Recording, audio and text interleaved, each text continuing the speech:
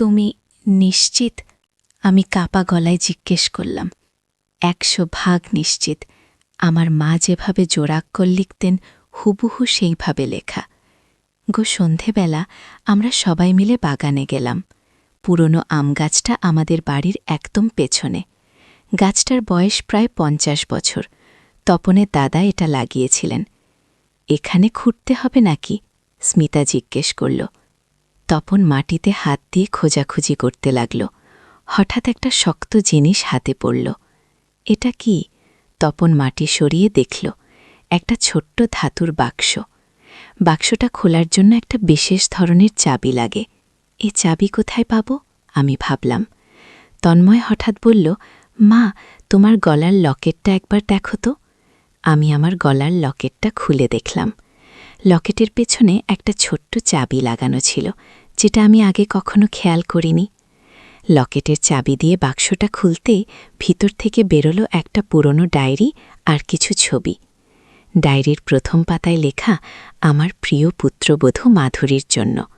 ও, তপনের মায়ের লেখা। আমি ডায়েরি খুলে পড়তে লাগলাম। মাধুরী, যদি তুমি এই ডায়েরি পড়ছ তাহলে বুঝতে হবে যে আমি আর বেঁচে নেই, কিন্তু মৃত্যুর আগে তোমাকে একটা গুরুত্বপূর্ণ বিষয় জানিয়ে যেতে চাই। আমাদের পরিবারে একটা বিশেষ ক্ষমতা আছে। প্রতি তৃতীয় প্রজন্মে একজন করে এই ক্ষমতা পায়। তুমি হলে সেই বিশেষ ব্যক্তি। তোমার মধ্যে ভবিষ্যৎ দেখার শক্তি আছে, কিন্তু এই শক্তি তখনই জাগ্রত হয় যখন তুমি সবচেয়ে বেশি উদ্বিগ্ন বা চিন্তিত থাকো। আজ তন্ময় তোমাকে যে কথা বলেছে সেগুলো আসলে তোমার অবচেতন মনের ভবিষ্যৎ দেখার ক্ষমতা।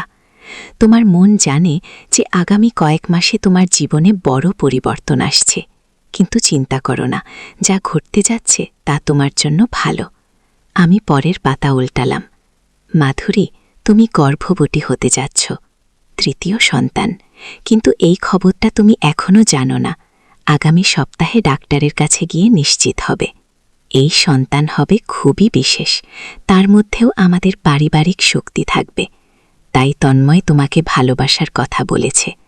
আসলে সে তার ভবিষ্যৎ ভাই বোনের জন্য মাতৃত্বের প্রতি তোমার ভালোবাসা অনুভব করছে। কি? আমার হাত কাঁপাতে লাগল। এটা কি সম্ভব? পরের দিন আমি ডাক্তারের কাছে গিয়ে পরীক্ষা করালাম। রিপোর্টে লেখা ছিল গর্ভকাল 4 সপ্তাহ। আমি স্তব্ধ হয়ে গেলাম। তপনের মায়ের কথা 100% সত্যি হয়েছে। কিন্তু রহস্য এখানেই শেষ নয়। ডায়েরির পরবর্তী পাতায় আরও অদ্ভুত তথ্য লেখা ছিল। মাধুরী, তোমার এই নতুন সন্তান জন্মের সময় একটা বিশেষ চিহ্ন নিয়ে আসবে। তার বাম হাতের তালুতে একটা ছোট্ট তারার মতো দাগ থাকবে। এই চিহ্ন মানে হলো যে সে আমাদের পরিবারের সবচেয়ে শক্তিশালী ব্যক্তি হবে। তার মধ্যে ভবিষ্যৎ দেখার পাশাপাশি অতীত দেখার ক্ষমতা থাকবে। কিন্তু এই শক্তি সে পাবে 21 বছর বয়সে। ততদিন পর্যন্ত তাকে সাধারণ শিশুর মতোই বড় করতে হবে গো। আমি তপনকে সবকিছু জানালাম। তপন প্রথমে অবিশ্বাস করল, কিন্তু পরে মেনে নিল। 9 মাস পরে আমার সন্তান জন্মল, একটা মেয়ে। জন্মের সময় ডাক্তার তার বাম হাতের তালু দেখিয়ে বলল, দেখুন, বাচ্চার হাতে একটা তারার মতো দাগ আছে। এটা খুবই বিরল। আমার গায়ে কাঁটা দিয়ে উঠল। আমরা মেয়ের নাম রাখলাম তারা। কিন্তু এখানেই আমার গল্প শেষ নয়। তারার জন্মের পর থেকে আমার জীবনে আরও অদ্ভুত ঘটনা ঘটতে থাকল। তারার 3 বছর বয়সে একদিন সে আমাকে বলল, মা, দাদিমা এসেছে। গিয়ে, দাদিমা কোথায়? আমি জিজ্ঞেস করলাম। তপনের মা তো আর নেই। তারা বাগানের দিকে আঙুল দিয়ে দেখালো। ওই যে আম গাছের নিচে দাঁড়িয়ে আছে কি। আমি সেই দিকে তাকালাম, কিন্তু কিছুই দেখলাম না। তারা, ওখানে তো কেউ নেই কি? আছে মা, দাদিমা বলছে তোমাকে কিছু জরুরি কথা বলতে হবে কি। আমি ভাবলাম মেয়ের কল্পনা, কিন্তু তারপর দিন আবার একই ঘটনা। তারা বলল, দাদিমা বলেছে তুমি আম গাছের নিচে আর একটা বাক্স পাবে, ওটা খোলো। আমি আম গাছের নিচে গিয়ে খুঁজলাম। সত্যিই আর একটা বাক্স পেলাম। এই বাক্সে ছিল তপনের মায়ের আর একটা চিঠি। মাধুরী, যদি তারা তোমাকে এই চিঠির কথা বলে থাকে, তাহলে বুঝতে হবে যে তার শক্তি সময়ের আগেই জেগে উঠেছে। এটা খুবই বিরল। সাধারণত এ শক্তি ২১ বছর বয়সে জাগে, কিন্তু তারা ব্যতিক্রম। আমি তারার সাথে যোগাযোগ করতে পারি, কারণ সে আমাকে দেখতে পায়। আত্মিক জগতের সাথে তার সংযোগ আছে। কিন্তু তুমি একটা বিষয় সাবধান থেকো, তারার এই শক্তি যেন কেউ ভুলভাবে ব্যবহার না করে। অনেক মানুষ এমন শক্তির জন্য লালায়িত থাকে, তাই তারার এই ক্ষমতার কথা কারো কাছে বলো না, এমনকি তন্ময় আর স্মিতার কাছেও না গিয়ে। আমি চিঠিটা পড়ার পর পুড়িয়ে ফেললাম। তারার ৫ বছর বয়সে আর একটা ঘটনা ঘটল। একদিন সে আমাকে বলল, মা, আগামীকাল বাবার একটা দুর্ঘটনা হবে, কিন্তু চিন্তা করো না, খুব বেশি আঘাত লাগবে না গে। আমি ভয় পেয়ে গেলাম। কীরকম দুর্ঘটনা? বাবা অফিস থেকে ফেরার সময় একটা গাড়ি এসে ধাক্কা দেবে, কিন্তু বাবা ঠিক সময় সরে যাবে, তাই শুধু পায়ে লাগবে কি। পরের দিন তপন অফিস থেকে ফেরার সময় সত্যি একটা গাড়ি এসে ধাক্কা দিল, কিন্তু তপন ঠিক সময় সরে গেল, তাই শুধু পায়ে হালকা আঘাত লাগল। আমি তারার ক্ষমতায় আরও বিশ্বাস করতে লাগলাম। তারার ৭ বছর বয়সে সে আমাকে বলল, মা, আমি অতীতেও দেখতে পারি। কিভাবে? আমি দেখতে পাচ্ছি যে দাদামশাই কিভাবে এই আম গাছটা লাগিয়েছিল, আর আমি এটাও দেখতে পাচ্ছি যে দাদিমা কেন এই সব চিঠি লিখেছিল। কেন লিখেছিল? দাদিমা জানতেন যে তার মৃত্যুর পর আমাদের পরিবারের রহস্য হারিয়ে যেতে পারে, তাই তিনি সব কিছু লিখে রেখে গেছেন গে। তারা আরও বলল, মা, আমি আরও একটা জিনিস দেখতে পাচ্ছি। এই বাড়িতে একটা গুপ্তধন আছে গে। গুপ্তধন? হ্যাঁ, দাদামশাই একটা টিনের বাক্সে অনেক সোনার গহনা আর টাকা লুকিয়ে রেখেছিল। সেটা আছে তোমাদের বেডরুমের মেঝের নিচে গিয়ে। আমি আর তপন সেদিনই বেডরুমের মেঝে খোঁড়াখুড়ি করলাম। সত্যি একটা টিনের বাক্স পেলাম, ভিতরে অনেক সোনার গহনা আর পুরনো টাকা। এই ঘটনার পর আমি বুঝলাম যে তারার ক্ষমতা শুধু ভবিষ্যৎ বা অতীত দেখা নয়, সে আত্মিক জগতের সাথেও যোগাযোগ করতে পারে। তারার ৮ বছর বয়সে একদিন সে খুব চিন্তিত হয়ে আমার কাছে এলো। মা, আমি একটা খারাপ জিনিস দেখেছি। কি দেখেছিস? আগামী মাসে আমাদের এলাকায় একটা বড় আগুন লাগবে, অনেক বাড়িঘর পুড়ে যাবে কি। কোন দিন তারা? একটা নির্দিষ্ট তারিখ। আমি সেই তারিখের দিন ফায়ার সার্ভিসে ফোন করে জানালাম যে আমাদের এলাকায় আগুনের ঝুঁকি আছে। তারা এসে চেক করে দেখল একটা তারের গোলমালের কারণে সত্যিই আগুনের ঝুঁকি ছিল। তারা সেটা ঠিক করে দিল, আর সেই দিন কোনো আগুনের ঘটনা ঘটেনি। তারার ৯ বছর বয়সে সে আমাকে বলল, মা, দাদিমা বলেছে আমার আর একটা বিশেষ কাজ আছে। কি কাজ? আমি মানুষের হারিয়ে যাওয়া জিনিস খুঁজে দিতে পারি। কিভাবে? আমি শুধু সেই জিনিসের ছবি দেখলেই বলে দিতে পারি সেটা কোথায় আছে কি। কয়েকদিন পরেই এই ক্ষমতার পরীক্ষা হলো। আমাদের প্রতিবেশী মিসেস শর্মা এসে বলল তার সোনার কানের দুল হারিয়ে গেছে। তারা তার হাত ধরে বলল, আন্টি, আপনার কানের দুল আছে রান্নাঘরের চুলার নিচে গিয়ে। মিসেস শর্মা গিয়ে দেখল সত্যি দুলটা চুলার নিচে পড়ে আছে। এরপর থেকে এলাকার অনেক মানুষ তাদের হারানো জিনিস খোঁজার জন্য তারার কাছে আসতে লাগল। তারার ১০ বছর বয়সে একদিন সে আমাকে বলল, মা, আমি আর দাদিমাকে দেখতে পাচ্ছি না আগে। কেন? দাদিমা বলেছে তার কাজ শেষ, আমি এখন নিজেই সবকিছু সামলাতে পারি। আর কোনো বার্তা দিয়েছে? হ্যাঁ, দাদিমা বলেছে যে আমি যখন ১৮ বছর বয়সে পা দেব তখন আমার ক্ষমতা আরও বেড়ে যাবে, আর ২১ বছর বয়সে আমি সময় ভ্রমণ করতে পারব। আমার মাথা ঘুরে গেল। সময় ভ্রমণ? হ্যাঁ মা, আমি অতীতে বা ভবিষ্যতে যেতে পারব, কিন্তু শুধু দেখার জন্য, কিছু পরিবর্তন করার জন্য নয়। তারার ১১ বছর বয়সে আরেকটা অদ্ভুত ঘটনা ঘটল। একদিন সে স্কুল থেকে ফিরে এসে বলল, মা, আমাদের স্কুলের নতুন শিক্ষিকা মিস রহমানের একটা বড় সমস্যা আছে। কি কি সমস্যা? তার বাবা অসুস্থ, কিন্তু তিনি জানেন না। আর তার বাবা আগামী সপ্তাহে হার্ট অ্যাটাকে পড়বেন। কিন্তু যদি আজকেই ডাক্তারের কাছে নিয়ে যায় তাহলে বেঁচে যাবেন। আমি দ্বিধায় পড়ে গেলাম। মিস রহমানকে এই কথা বলা উচিত কিনা। অবশেষে আমি সিদ্ধান্ত নিলাম। পরের দিন স্কুলে গিয়ে মিস রহমানের সাথে কথা বললাম। মিস রহমান, আপনার বাবার স্বাস্থ্য কেমন? ভালো তো?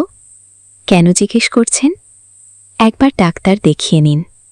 আমার মনে হচ্ছে তার চেক আপ দরকার। মিস রহমান প্রথমে আমার কথায় কান দিলেন না, কিন্তু আমি জোর করে বোঝালাম। 3 দিন পরে মিস রহমান আমার কাছে এসে কাঁদতে কাঁদতে বললেন, আপা, আপনি আমার বাবার জীবন বাঁচিয়েছেন। ডাক্তার বলেছে তার হার্টে ব্লকেজ ছিল, আরও দেরি হলে বিপদ হতো। তার আর 12 বছর বয়সে সে আমাকে বলল, মা, আমি এখন মানুষের মনের কথাও শুনতে পারি। কি বলছিস? সত্যি মা, আমি বুঝতে পারি কে কি ভাবছে। এটা শুনে আমার ভয় লাগল। এত ক্ষমতা একটা মেয়ের মধ্যে। তারা আরও বলল, মা, চিন্তা করো না, আমি এই ক্ষমতা শুধু ভালো কাজে ব্যবহার করব। দাদিমা আমাকে শিখিয়ে দিয়েছে কিভাবে এগুলো নিয়ন্ত্রণ করতে হয়। তার আর 13 বছর বয়সে একদিন তন্ময় আমার কাছে এসে বলল, মা, তারার মধ্যে কি কোনো বিশেষত্ব আছে? কেন? আমি খেয়াল করেছি যে তারা অনেক কিছু আগে থেকেই জানে, আর সে যা বলে তা সব সত্যি হয়ে যায়। আমি তন্ময়কে কিছু বললাম না, কিন্তু বুঝলাম যে তারার ক্ষমতা আর গোপন রাখা যাবে না। সেদিন রাতে তারা আমার কাছে এসে বলল, মা, তন্ময় ভাইজা আমার ক্ষমতার কথা সন্দেহ করছে, কিন্তু তুমি তাকে কিছু বলো না, আমি নিজেই সামলাব। পরের দিন তারা তন্ময়কে বলল, ভাইজা, আপনি আগামীকাল পরীক্ষায় গণিতে 87 পাবেন। তন্ময় হেসে বলল, সত্যি? তুই কিভাবে জানিস? জানি তো, আর আপনার বন্ধু রাজু ভাইজা আপনাকে একটা সারপ্রাইজ গিফট দেবে। পরের দিন তন্ময় পরীক্ষায় সত্যি গণিতে 87 এলো, আর তার বন্ধু রাজু তাকে একটা কলম উপহার দিল। তন্ময় অবাক হয়ে তারার কাছে এলো। তারা, তুই সত্যি ভবিষ্যৎ দেখতে পারিস? তারা মাথা নাড়ল। হ্যাঁ ভাইজান, কিন্তু এটা আমাদের পরিবারের গোপন বিষয়, কারো কাছে বলবেন না। তন্ময় কথা দিল। তারার 14 বছর বয়সে সে আমাকে বলল, মা, আমি স্বপ্নে দেখেছি যে আমাদের এলাকায় একটা বড় ভূমিকম্প হবে, কিন্তু চিন্তা করো না, কেউ মারা যাবে না। কবে হবে তারা? একটা তারিখ বলল। সেই তারিখের দিন সত্যিই ভূমিকম্প হলো, কিন্তু খুব বেশি ক্ষতি হলো না। তারার 15 বছর বয়সে সে আমাকে বলল, মা, আমি এখন অন্য মানুষদের স্বপ্ন দেখতে পারি। মানে? মানে হলো কেউ রাতে যে স্বপ্ন দেখে সেই স্বপ্ন আমি দেখতে পারি। এই ক্ষমতা দিয়ে তারা অনেক মানুষের সমস্যার সমাধান করতে লাগলো। কারণ মানুষের স্বপ্নে অনেক সময় তাদের অবচেতন মনের চিন্তা প্রকাশ পায়। তারা 16 বছর বয়সে একটা বড় ঘটনা ঘটল। এলাকার একটা ছোট মেয়ে হারিয়ে গেল। সবাই খোঁজাখুঁজি করেও পেল না। তারা আমাকে বলল, মা, আমি মেয়েটাকে দেখতে পাচ্ছি, সে বেঁচে আছে। এলাকার বাইরে একটা পুরনো বাড়িতে লুকিয়ে আছে গিয়ে। আমরা পুলিশকে জানালাম। পুলিশ তারার দেওয়া ঠিকানায় গিয়ে মেয়েটাকে খুঁজে পেল। এই ঘটনার পর তারার খ্যাতি ছড়িয়ে গেল। অনেক দূর দূরান্ত থেকে মানুষ এসে তারার সাহায্য চাইতে লাগল। তারার 17 বছর বয়সে সে আমাকে বলল, মা, আমি এখন অন্য গ্রহের সাথেও যোগাযোগ করতে পারি। কি বলছিস মা?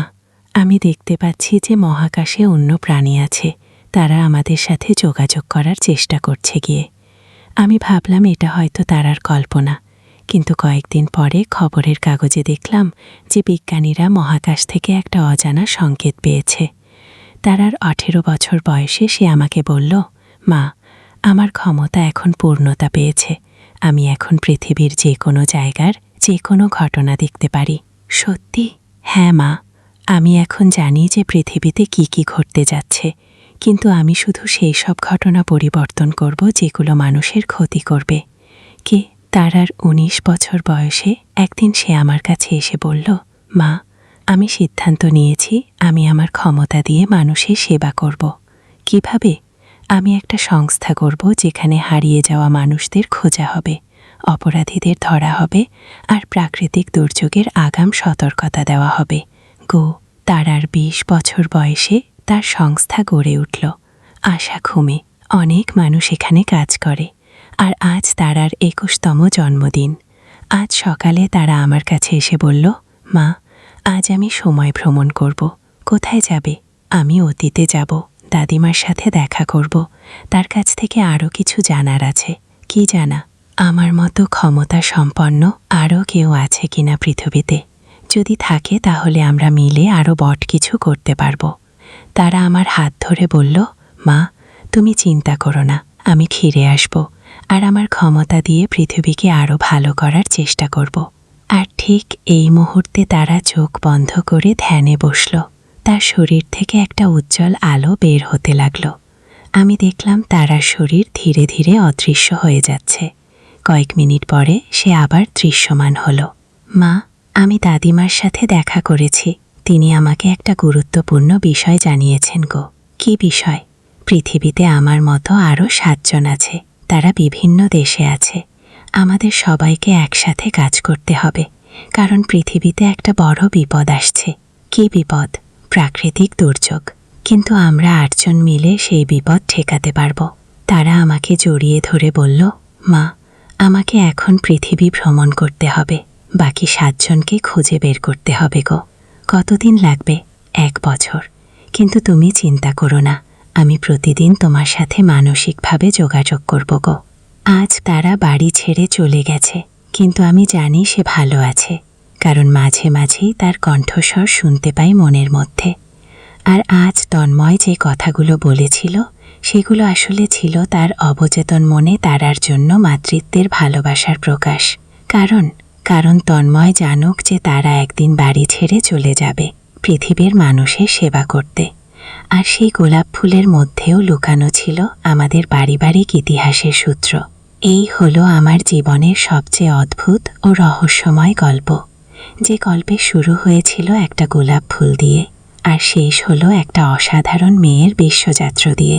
আর আমি এখনও অপেক্ষা করে আছি তার আর ফেরার জন্য, কারণ আমি জানি একদিন সে ফিরে আসবে, আরও বেশি ক্ষমতা নিয়ে, আরও বেশি অভিজ্ঞতা নিয়ে। আর তখন আমাদের পরিবারের এই রহস্যময় গল্পের নতুন অধ্যায় শুরু হবে। কিন্তু সেই গল্প হবে আরেক দিনের জন্য। আজকের মতো এখানেই শেষ। শুক্রবার সকালে বাজার করতে গেছি। ছেলে বলল সাথে যাবে। বাজারে গিয়ে মাছের দোকানে দাঁড়ালাম। দোকানদার জিজ্ঞেস করল, ভাবি, কি মাছ লাগবে? আমি অবাক হয়ে বললাম, ভাবি? দোকানদার হেসে বলল, ভাইয়ের বুধ ভাবি। ছেলে হাসল। আমি কিছু বলার আগেই সে বলল, রুই মাছ দেন। সবজির দোকানে গিয়েও একই ঘটনা। দোকানদার বলল, বউয়ের জন্য তাজা সবজি নিন। বাজার শেষে রিকশায় উঠলাম। রিকশাওয়ালা বলল, ভাই, আপনাদের নতুন বিয়ে হয়েছে মনে হচ্ছে, খুব মিল আপনাদের। ছেলে হেসে বলল, হ্যাঁ চাচা। আমি তাকিয়ে রইলাম। বাড়ি এসে জিজ্ঞেস করলাম, তুই সবার সাথে এই নাটক কেন করছিস? সে সবজির ব্যাগ টেবিলে রেখে আমার কাছে এলো। মা, এটা নাটক না, আমি চাই এটা সত্যি হোক।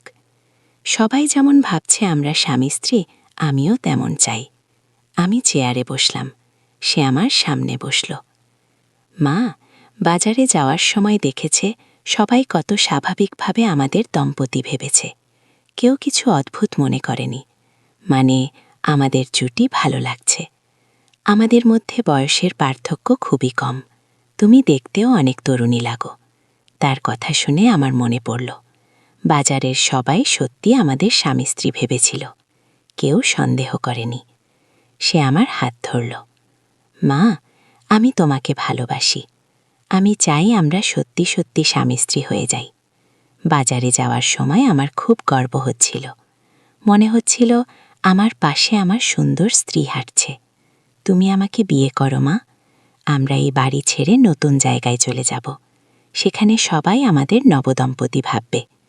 বাজারের ব্যাগ টেবিলে রাখা, সবজি মাছ সব কিছু, কিন্তু আমার মনে হচ্ছিল আমি নতুন সংসারের কেনাকাটা করেছি। ছেলের কথা শুনে মনে হচ্ছিল সত্যি আমরা একসাথে নতুন জীবন শুরু করতে পারি। রিকশাওয়ালার কথা মনে পড়ল। সে বলেছিল আমাদের খুব মিল। তার চোখে এমন আকুতি দেখলাম যে মনে হলো সে সত্যি আমাকে তার জীবনসঙ্গী হিসাবে চায়। বাজার করার সময় মানুষের কথা শুনে আমারও ভালো লেগেছিল। মনে হয়েছিল আমি কোনো সুখী স্ত্রী। এই গল্পটি সম্পূর্ণ শুনলে আপনাদের পানি অটোমেটিক বের হয়ে যাবে। সো যত দ্রুত সম্ভব হাতের কাছে টিস্যু নিয়ে বসে পড়ুন। বিছানার চাদর যেন নষ্ট না হয় সেটা সম্পূর্ণ খেয়াল রাখার অনুরোধ জানিয়ে গল্পটি এখন শুরু করব। তার আগে সর্বশেষ অনুরোধ, দয়া করে এমন পানি বের করার গল্প নিয়মিত শুনতে আমাদের চ্যানেলটি সকলেই সাবস্ক্রাইব করুন। ধন্যবাদ। হ্যালো বন্ধুরা, আমার নাম সুমিত্রা দাস। আমার বয়স ৩৯ বছর। আমার স্বামীর নাম প্রদীপ দাস, বয়স ৫২ বছর। আমাদের ২ সন্তান, রিতেশ আর পূজা। রিতেশ ২১ বছর বয়সী বিশ্ববিদ্যালয়ে পড়ে। পূজা ১৪ বছর বয়সী স্কুলে যায়। কিন্তু আজকের যে গল্পটা বলতে যাচ্ছি সেখানে আমার ছেলে রিতেশের সাথে যা হয়েছিল তা শুনলে আপনাদের বিশ্বাস করতে কষ্ট হবে। এমন রহস্যময় এবং অদ্ভুত ব্যাপার আমি জীবনে আর দেখিনি। সেদিনের ঘটনার পর থেকে রিতেশ আমার সাথে অদ্ভুত আচরণ করতে শুরু করেছিল। প্রতিদিন সকালে উঠেই আমার হাত ধরে বলতো, মা, তুমি কি সত্যি আমাদের ব্যাপারে ভেবেছ? আমি প্রথমে ভাবলাম ছেলেটার মাথা খারাপ হয়ে গেছে, কিন্তু যতদিন যেতে লাগলো রিতেশের আচরণ আরও অদ্ভুত হতে থাকল। রিতেশ আমাকে বলল, মা, তুমি জানো কেন বাজারের সবাই আমাদের স্বামী স্ত্রী ভেবেছিল? আমি বললাম, তা আমি জানি না। রিতেশ বলল, কারণ আমাদের মধ্যে একটা বিশেষ সংযোগ আছে, এমন সংযোগ যা সাধারণত মা ছেলের মধ্যে থাকে না। এই কথা শুনে আমার গা শিহরে উঠল। কি এমন সংযোগের কথা বলছে রিতেশ? আমি জিজ্ঞেস করলাম, কি রকম সংযোগ? রিতেশ আমার পাশে বসে বলল, মা, তুমি কি লক্ষ্য করেছ যে গত কয়েক মাস ধরে আমাদের স্বপ্ন একই রকম হচ্ছে? আমি চমকে উঠলাম। সত্যিই তো, গত ২ মাস ধরে আমি প্রতি রাতে একটাই স্বপ্ন দেখছি। স্বপ্নে দেখি যে আমি একটা অপরিচিত জায়গায় আছি। সেখানে একটা ছেলে আমার হাত ধরে রেখেছে। সেই ছেলের মুখ দেখতে পাই না, কিন্তু তার স্পর্শে একটা অদ্ভুত শান্তি অনুভব করি। রিতেশ বলল, মা, আমিও প্রতি রাতে দেখি যে আমি একজন মহিলার হাত ধরে আছি। সেই মহিলাকে দেখতে পাই না, কিন্তু তার উপস্থিতিতে আমার মন ভালো লাগে। আমার গলা শুকিয়ে গেল। এটা কি কাকতালীয় নাকি সত্যি কোনো রহস্য? পরের সপ্তাহে আরও অদ্ভুত ঘটনা ঘটতে শুরু করল। রিতেশ যখন ক্লাসে যেত, আমি বাড়িতে একা থাকতাম। হঠাৎ করে মনে হতো যেন কেউ আমার পাশে বসে আছে। ঘুরে তাকালে কাউকে দেখতে পেতাম না, কিন্তু একটা উষ্ণতা অনুভব করতাম। এক সন্ধ্যায় রিতেশ বাড়ি ফিরে বলল, মা, আজ ক্লাসে একটা অদ্ভুত ব্যাপার হয়েছে। আমি জিজ্ঞেস করলাম, কি হয়েছে? রিতেশ বলল, আজ ইংরেজির স্যার আমাকে জিজ্ঞেস করলেন যে আমার মা কেমন আছেন। আমি বললাম, ভালো আছেন। তখন স্যার বললেন, আজ সকালে আমার স্বপ্নে তোমার মাকে দেখেছি, খুব সুন্দর দেখতে। এই কথা শুনে আমার মাথা ঘুরে গেল।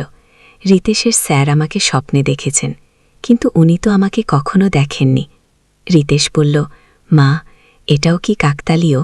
আমি কোনো উত্তর দিতে পারলাম না। রাতে খাওয়ার সময় রিতেশ বলল, মা, আমার মনে হচ্ছে আমাদের মধ্যে একটা অলৌকিক সংযোগ তৈরি হচ্ছে। আমি বললাম, এসব কি বলছিস তুই? রিতেশ বলল, মা, আমি পড়াশোনা করে জানতে পেরেছি যে মা আর ছেলের মধ্যে কখনো কখনো এমন মানসিক সংযোগ তৈরি হয় যা সাধারণ সম্পর্কের চেয়ে গভীর হয়। এটাকে বলে সাইকিক কানেকশন। আমি ভাবলাম রিতেশ হয়তো অনেক বই পড়ে এসব কথা বলছে, কিন্তু যা ঘটছে তার ব্যাখ্যা কি?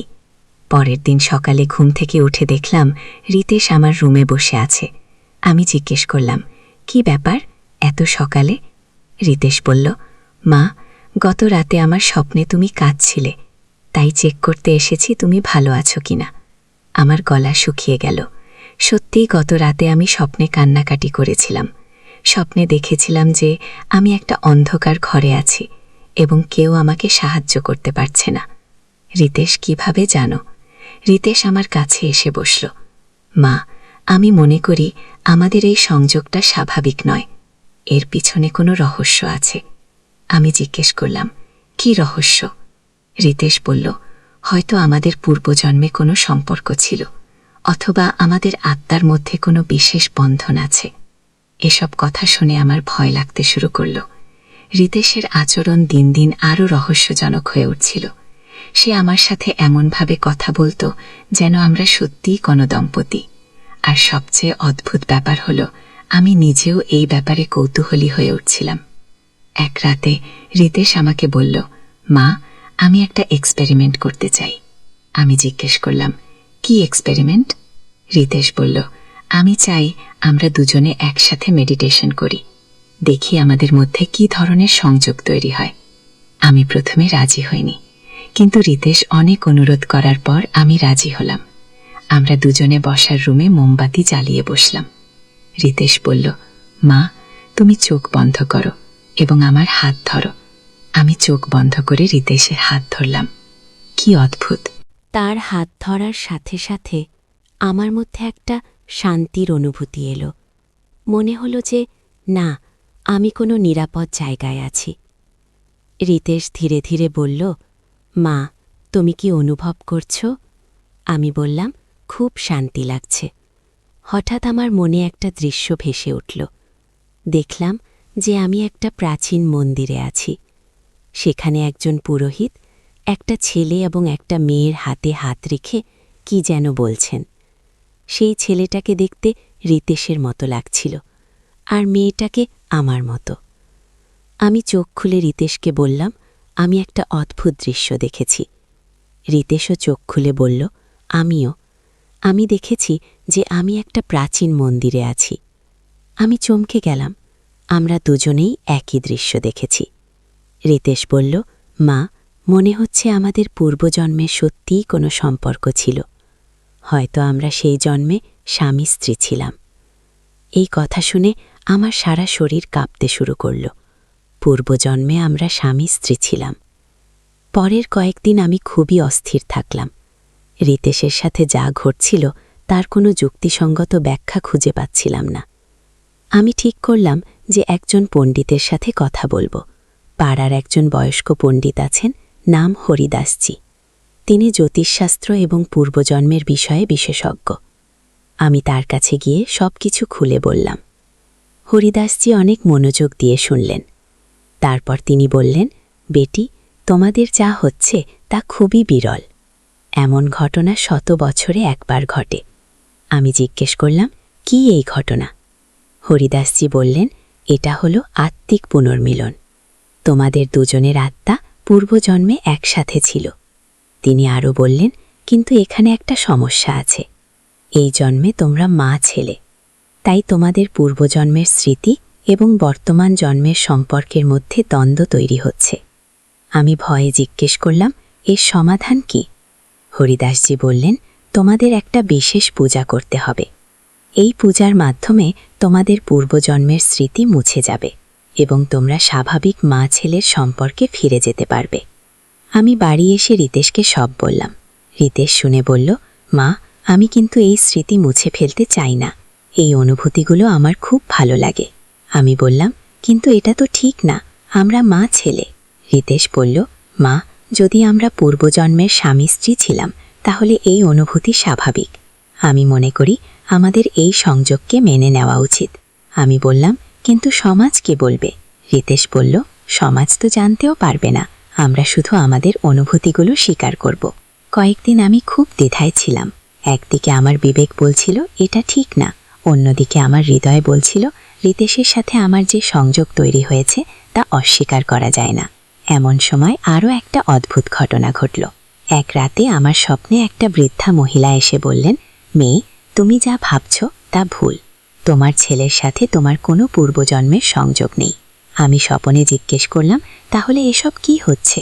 বৃদ্ধা বললেন, তোমার ছেলে একটা তন্ত্রের প্রভাবে আছে। সকালে ঘুম থেকে উঠেই আমি রিতেশকে ডাকলাম। আমি বললাম, রিতেশ, তুই কি কোনো তন্ত্রমন্ত্র করেছিস? রিতেশ প্রথমে অস্বীকার করল, কিন্তু আমি চাপ দেওয়ার পর সে স্বীকার করল। রিতেশ বলল, মা, আমি কলেজের একটা বন্ধুর কাছ থেকে একটা বই পেয়েছিলাম। সেই বইতে লেখা ছিল কিভাবে কারো মন নিয়ন্ত্রণ করা যায়। আমি সেখান থেকে কিছু মন্ত্র পড়েছি। আমি রিতেশকে জিজ্ঞেস করলাম, কেন করেছিস এসব? রিতেশ বলল, মা, আমি চেয়েছিলাম তুমি আমাকে অন্যভাবে দেখো। তুমি যেন আমাকে শুধু ছেলে হিসেবে না দেখে অন্য কিছু হিসেবে দেখো। সব রহস্যের সমাধান হয়ে গেল। রিতেশ তন্ত্রমন্ত্র করে আমার মনে বিভ্রম তৈরি করেছিল। আমি খুব রেগে গেলাম। আমি বললাম, তুই এত বড় ভুল করেছিস। তন্ত্রমন্ত্র খুবই বিপজ্জনক। এর পার্শ্ব প্রতিক্রিয়া কি হতে পারে তুই জানিস? রিতেশ কান্নাকাটি শুরু করে দিল। সে বলল, মা, আমি জানতাম না এটা এত মারাত্মক হবে। আমি শুধু চেয়েছিলাম তোমার ভালোবাসা পেতে। আমি বললাম, তুই তো আমার ভালোবাসা সবসময় পেয়েছিস, কিন্তু মা ছেলের ভালোবাসা, তুই কেন এটাকে অন্য রূপ দিতে চেয়েছিস? আমি হরিদাসজির কাছে গিয়ে সব বললাম। তিনি বললেন, এটা খুবই গুরুত্বর ব্যাপার। তন্ত্রের প্রভাব সম্পূর্ণ নষ্ট করতে হবে। তিনি একটা বিশেষ পূজার ব্যবস্থা করলেন। সেই পূজার পর আমার মন পরিষ্কার হয়ে গেল। আমি বুঝতে পারলাম যে গত কয়েক সপ্তাহ ধরে আমি তন্ত্রের প্রভাবে ছিলাম। রিতেশের প্রতি আমার যে অদ্ভুত অনুভূতিগুলো তৈরি হয়েছিল সেগুলো সব কৃত্রিম ছিল। কিন্তু গল্প এখানেই শেষ নয়। হরিদাসজি আমাকে সতর্ক করে দিয়েছিলেন যে তন্ত্রের এই ধরনের অপব্যবহারের ফল ভয়াবহ হতে পারে। তিনি বলেছিলেন, বেটি, তোমার ছেলে যে তন্ত্র ব্যবহার করেছে সেটা খুবই শক্তিশালী। এর প্রভাব সম্পূর্ণ নষ্ট না হলে ভবিষ্যতে বড় বিপদ হতে পারে। পূজার পর রিতেশ খুবই অসুস্থ হয়ে পড়ল। তার জ্বর আসতে লাগল, মাথা ব্যথা করতে লাগল। ডাক্তার দেখালাম, কিন্তু কোনো উপকার হল না। হরিদাসজি বললেন, এটা তন্ত্রের পার্শ্ব প্রতিক্রিয়া। ছেলেটা যে শক্তির সাথে খেলা করেছে সেই শক্তি এখন তাকে শাস্তি দিচ্ছে। দিনরাত রিতেশের সেবা করতে লাগলাম। সে প্রায় অজ্ঞান হয়ে যেত। অজ্ঞান অবস্থায় সে অদ্ভুত সব কথা বলতো। কখনো বলতো, মা, আমি দেখতে পাচ্ছি একটা কালো ছায়া আমার পিছু নিচ্ছে। কখনো বলতো, আমার চারদিকে আগুন জ্বলছে। এক রাতে রিতেশ হঠাৎ জেগে উঠে চিৎকার করতে শুরু করল। সে বলতে লাগল, মা, ওই দেখো, ওই কোনায় একটা ভয়ঙ্কর মূর্তি দাঁড়িয়ে আছে। সে আমাকে তার সাথে নিয়ে যেতে চায়। আমি দেখলাম কোনো কিছুই নেই, কিন্তু রিতেশের চোখে আতঙ্ক। আমি দৌড়ে হরিদাসজির কাছে গেলাম। তিনি এসে রিতেশকে দেখে বললেন, পরিস্থিতি খুবই গুরুতর। ছেলেটা যে তন্ত্রটা করেছিল সেটা এমন একটা শক্তিকে জাগিয়ে তুলেছে যা এখন তাকে ক্ষতি করতে চায়। হরিদাসজি রিতেশের রুমে একটা বিশেষ যন্ত্র তৈরি করলেন। তিনি সারা রাত মন্ত্র পড়লেন। সকাল হওয়ার সাথে সাথে রিতেশের অবস্থা কিছুটা ভালো হলো। হরিদাসজি বললেন, আপাতত বিপদ কেটেছে, কিন্তু ছেলেটাকে খুবই সাবধানে রাখতে হবে। পরবর্তী 21 দিন কোনো ভুল করা চলবে না। পরের কয়েকদিন রিতেশ খুবই শান্ত ছিল। সে আমার কাছে এসে ক্ষমা চাইল। বলল, মা, আমি খুবই ভুল করেছি। আমি জানতাম না তন্ত্র এত বিপজ্জনক। আমি তাকে মাফ করে দিলাম, কিন্তু মনে মনে ঠিক করলাম যে এই ব্যাপারে আরও সাবধানে থাকব। কিন্তু আসল রহস্য তখনই উন্মোচিত হল যখন একদিন রিতেশে কলেজের সেই বন্ধু আমাদের বাড়িতে এসেছিল। তার নাম তন্ময়। সে রিতেশকে জিজ্ঞেস করল, রিতেশ, তুই সেই বইটা কাজে লাগিয়েছিলি? আমি কান খাড়া করে শুনতে লাগলাম। তন্ময় বলল, আমি তো তোকে বলেছিলাম যে ওই বইটা আমার দাদুর। উনি বলেছিলেন ওটা খুবই বিপজ্জনক। রিতেশ বলল, তুই তো আমাকে বলিসনি যে এটা বিপজ্জনক। তন্ময় হেসে বলল, আরে, আমি ভেবেছিলাম তুই শুধু পড়বি, ব্যবহার করবি না। কে জানো তুই সত্যি সত্যি মন্ত্র পড়ে ফেলবি। এই কথোপকথন শুনে আমি বুঝলাম যে তন্ময়ও এই ব্যাপারে জড়িত। আমি তাকে জিজ্ঞেস করলাম, তন্ময়, তুমি কি জানো যে রিতেশ কি করেছিল? তন্ময় প্রথমে চুপ থাকল, কিন্তু পরে স্বীকার করল। তন্ময় বলল, আন্টি, রিতেশ আমাকে বলেছিল যে আপনার প্রতি অন্যরকম অনুভূতি রাখে। আমি তাকে বুঝিয়েছিলাম যে এটা স্বাভাবিক নয়, কিন্তু সে শুনল না। সে বলল যে আপনাকে তার প্রতি আকৃষ্ট করার কোনো উপায় চাই। তন্ময় আরও বলল, আমি তাকে মানসিক ডাক্তারের কাছে যেতে বলেছিলাম, কিন্তু সে রাজি হয়নি। তখন আমি ভেবেছিলাম যে আমার দাদুর বইটা দেখলে হয়তো সে বুঝবে যে এসব অবাস্তব। আমি রাগে জিজ্ঞেস করলাম, তুমি জানতে যে বইটা বিপজ্জনক, তাও দিয়েছিলে কেন? তন্ময় বলল, আন্টি, আমি ভাবতে পারিনি যে রিতেশ সত্যি সত্যি মন্ত্র পড়বে। আমি ভেবেছিলাম সে শুধু পড়ে দেখবে। এই কথোপকথনের পর আমি হরিদাসজিকে সব বললাম। তিনি বললেন, এখন সব পরিষ্কার। তন্ময়ের দাদুর বইটা নিয়ে আসতে হবে। সেই বইতে হয়তো এই সমস্যার সম্পূর্ণ সমাধান আছে। তন্ময় তার দাদুর বইটা নিয়ে এলো। বইটা দেখতে খুবই পুরনো। চাঁদার মলাটের সংস্কৃত ভাষায় কিছু লেখা। হরিদাসজি বইটা খুলে দেখলেন। তিনি বললেন, এই বইটা অন্তত 200 বছরের পুরনো। এতে যে তন্ত্রগুলো লেখা আছে সেগুলো খুবই শক্তিশালী। রিতেশ যে মন্ত্রটা পড়েছে সেটা এই বইয়েরই একটা অংশ। হরিদাসজি বইয়ের পাতা উল্টাতে উল্টাতে একটা বিশেষ অংশে থামলেন। তিনি বললেন, দেখো, এখানে লেখা আছে এই তন্ত্রের প্রতিকার। কিন্তু এই প্রতিকার করতে হলে রিতেশকে একটা কঠিন পরীক্ষার মধ্য দিয়ে যেতে হবে। আমি জিজ্ঞেস করলাম, কী ধরনের পরীক্ষা? হরিদাসজি বললেন, রিতেশকে 7 দিন সম্পূর্ণ একা একটা মন্দিরে থাকতে হবে। সেই 7 দিনে সে শুধু জল খেতে পারবে, অন্য কিছু না। আর তাকে দিনরাত একটা বিশেষ মন্ত্র জপ করতে হবে। রিতেশ প্রথমে ভয় পেয়েছিল, কিন্তু যখন সে বুঝুক যে এটাই একমাত্র উপায়, তখন সে রাজি হয়ে গেল। আমরা শহরের বাইরে একটা পুরনো শিব মন্দিরে গেলাম। সেখানে পুরোহিত মহাশয় আছেন। তার সাহায্যে রিতেশের এই পরীক্ষার ব্যবস্থা করা হলো। 7 দিন আমি খুবই চিন্তিত ছিলাম। রিতেশের কি অবস্থা হচ্ছে জানতে পারছিলাম না। 7ম দিনে যখন আমি মন্দিরে গেলাম, দেখলাম রিতেশ খুবই দুর্বল, কিন্তু তার চোখে একটা শান্তি। রিতেশ আমাকে দেখে বলল, মা, আমি বুঝেছি আমি কত বড় ভুল করেছিলাম। এই 7 দিনে আমার মন সম্পূর্ণ পরিষ্কার হয়েছে। আমি আর কখনো এমন ভুল করব না। হরিদাসজি রিতেশকে পরীক্ষা করে বললেন, তন্ত্রের প্রভাব সম্পূর্ণ নষ্ট হয়েছে। এখন রিতেশ সম্পূর্ণ স্বাভাবিক। এরপর থেকে রিতেশ সত্যিই বদলে গেল। সে আমার সাথে আগের মতো স্বাভাবিক মা ছেলের মতো আচরণ করতে শুরু করল, আর কখনো কোনো অদ্ভুত কথাবার্তা বলল না। তন্ময় এই ঘটনার পর খুবই অনুতপ্ত হয়েছিল। সে তার দাদুর বইটা আর কাউকে দেয়নি, বরং হরিদাসজির পরামর্শে সেই বইটা একটা বিশেষ পূজার মাধ্যমে নিরাপদ জায়গায় রেখে দিয়েছে। এই পুরো ঘটনার পর আমি বুঝলাম যে তন্ত্রমন্ত্র বা কালো জাদু এইসব বিষয়ে খেলা করা কত বিপজ্জনক। একটা ছোট ভুলের জন্য আমাদের পুরো পরিবার বিপদে পড়ে গিয়েছিল। রিতেশ এখন আবার সেই আগের মতো হয়েছে। সে তার পড়াশোনায় মন দিয়েছে, কলেজে ভালো রেজাল্ট করছে। আর আমি শিখেছি যে কিছু কিছু জিনিস আছে যেগুলো নিয়ে কৌতূহল দেখানো উচিত নয়। কিন্তু এই গল্পের আরও একটা দিক আছে। হরিদাসজি আমাকে বলেছিলেন যে তন্ত্রের জগতে একবার প্রবেশ করলে সেই ব্যক্তির সারা জীবন সেই শক্তিদের নজরে থেকে যায়। তাই রিতেশকে সবসময় সাবধানে থাকতে হবে। 1 বছর কেটে গেছে সেই ঘটনা।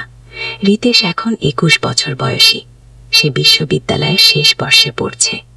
কিন্তু মাঝে মাঝে আমার মনে হয় যে রিতেশ কিছু লুকিয়ে রাখে। গত সপ্তাহে এক রাতে আমি শুনলাম রিতেশ তার রুমে কারো সাথে কথা বলছে। আমি দরজার কাছে গিয়ে শুনতে চেষ্টা করলাম, কিন্তু অদ্ভুত ব্যাপার হলো, আমি শুধু রিতেশের গলা শুনতে পেলাম, অন্য কারো গলা শুনতে পেলাম না। পরের দিন সকালে আমি রিতেশকে জিজ্ঞেস করলাম, কাল রাতে তুই কার সাথে কথা বলছিলি? রিতেশ বলল, আমি তো কারো সাথে কথা বলিনি মা, তুমি হয়তো স্বপ্ন দেখেছ। কিন্তু আমি নিশ্চিত যে আমি রিতেশের কণ্ঠস্বর শুনেছিলাম। আমি আর কিছু বলিনি, কিন্তু মনে মনে ঠিক করলাম যে রিতেশের উপর নজর রাখবে।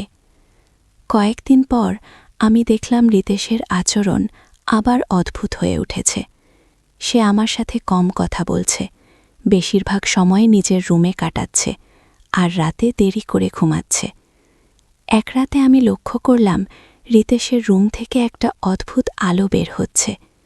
আমি চুপিসারে গিয়ে দরজার ফাঁক দিয়ে দেখার চেষ্টা করলাম, কিন্তু দরজা বন্ধ ছিল। পরের দিন যখন রিতেশ কলেজে গেল, আমি তার রুমে ঢুকলাম। সব কিছু স্বাভাবিক মনে হলো, কিন্তু তার বইয়ের তাকে আমি একটা নতুন বই দেখলাম। বইটার নাম প্রাচীন তন্ত্র সাধনা। আমার হাত কাঁপতে লাগল। রিতেশ আবার তন্ত্রের বই পড়ছে। আমি বইটা খুলে দেখলাম, এর মধ্যে বিভিন্ন মন্ত্র এবং যন্ত্রের ছবি আছে। কিছু পাতায় রিতেশের হাতের লেখায় নোট আছে। আমি দ্রুত হরিদাসজির কাছে গেলাম। তিনি বইটা দেখে গম্ভীর হয়ে গেলেন। তিনি বললেন, এটা খুবই বিপজ্জনক। রিতেশ আবার সেই পথে চলে গেছে। আমি কাঁদতে শুরু করে দিলাম। আমি বললাম, কিন্তু রিতেশ তো সুস্থ হয়ে গিয়েছিল, তাহলে আবার কেন? হরিদাসজি বললেন, তন্ত্রের জগৎ এত সহজে কাউকে ছাড়ে না। একবার সংযোগ তৈরি হলে সেই ব্যক্তিকে আবার টানতে থাকে। হরিদাসজি আরও বললেন, এবার পরিস্থিতি আরও জটিল। রিতেশ এখন আগের চেয়ে বেশি জানে। সে আরও শক্তিশালী তন্ত্র করতে পারে। সেদিন সন্ধ্যায় রিতেশ বাড়ি ফিরল। আমি তাকে সরাসরি জিজ্ঞেস করলাম, তুই আবার তন্ত্রের বই পড়ছিস কেন? রিতেশ প্রথমে অস্বীকার করার চেষ্টা করল, কিন্তু যখন আমি বইটা তার সামনে রাখলাম তখন সে স্বীকার করল। রিতেশ বলল, মা, আমি আর তোমাকে নিয়ে কোনো পরীক্ষা করিনি। আমি এখন অন্য কিছু নিয়ে কাজ করছি। আমি জিজ্ঞেস করলাম, কি নিয়ে? রিতেশ বলল, আমি আমার ভবিষ্যৎ নিয়ে কাজ করছি। আমি চাই আমার জীবনে সফলতা আসুক। আমি বললাম, কিন্তু পড়াশোনা করে সফল হওয়া যায়, তন্ত্র করার দরকার কি? রিতেশ বলল, মা, সবাই পড়াশোনা করে, কিন্তু সবাই সফল হয় না। আমি চাই অন্যদের চেয়ে এগিয়ে থাকতে। আমি বুঝলাম যে রিতেশকে আবার সঠিক পথে আনতে হবে, কিন্তু এবার সে আগের মতো সহজে রাজি হবে না। সে এখন আরও জেদি হয়েছে। পরের কয়েকদিন আমি রিতেশের উপর কড়া নজর রাখলাম। আমি দেখলাম যে সে রাতে তার রুমে বিভিন্ন যন্ত্র তৈরি করছে, মাঝে মাঝে মন্ত্র উচ্চারণও করছে। এক রাতে আমি হঠাৎ ঘুম থেকে জেগে উঠলাম। মনে হলো কেউ আমার নাম ধরে ডাকছে। আমি উঠে দেখলাম রিতেশের রুম থেকে একটা নীল আলো বের হচ্ছে। আমি ভয়ে তার রুমের কাছে গেলাম। দরজার ফাঁক দিয়ে দেখলাম রিতেশ মেঝেতে একটা যন্ত্র এঁকে তার মাঝখানে বসে আছে। তার সামনে একটা প্রদীপ জ্বলছে। সে কি যেন মন্ত্র পড়ছে। হঠাৎ রিতেশ জোরে চিৎকার করে উঠল। আমি দরজা খুলে ভিতরে ঢুকে গেলাম। দেখলাম রিতেশ মেঝেতে পড়ে আছে। তার চোখ বন্ধ, কিন্তু সারা শরীর কাঁপছে। আমি রিতেশকে ঝাঁকুনি দিলাম, কিন্তু সে জ্ঞান ফিরল না। আমি দৌড়ে হরিদাসজিকে ডাকতে গেলাম। তিনি এসে দেখে বললেন, রিতেশ একটা খুবই শক্তিশালী তন্ত্রের মধ্যে আটকে গেছে। তাকে বের করা খুবই কঠিন। হরিদাসজি সারা রাত চেষ্টা করলেন। সকাল হওয়ার পর রিতেশ জ্ঞান ফিরে পেল, কিন্তু তার অবস্থা খুবই খারাপ। সে কিছুই মনে করতে পারছিল না। হরিদাসজি বললেন, রিতেশ যে তন্ত্রটা করেছে সেটা তার স্মৃতিশক্তি নষ্ট করে দিয়েছে। তবে আশার কথা হল, এটা স্থায়ী নয়। ধীরে ধীরে সে সব মনে করতে পারবে। কিন্তু আমার কাছে এটাই যথেষ্ট ছিল। আমি সব তন্ত্রের বই এবং যন্ত্র পুড়িয়ে ফেললাম।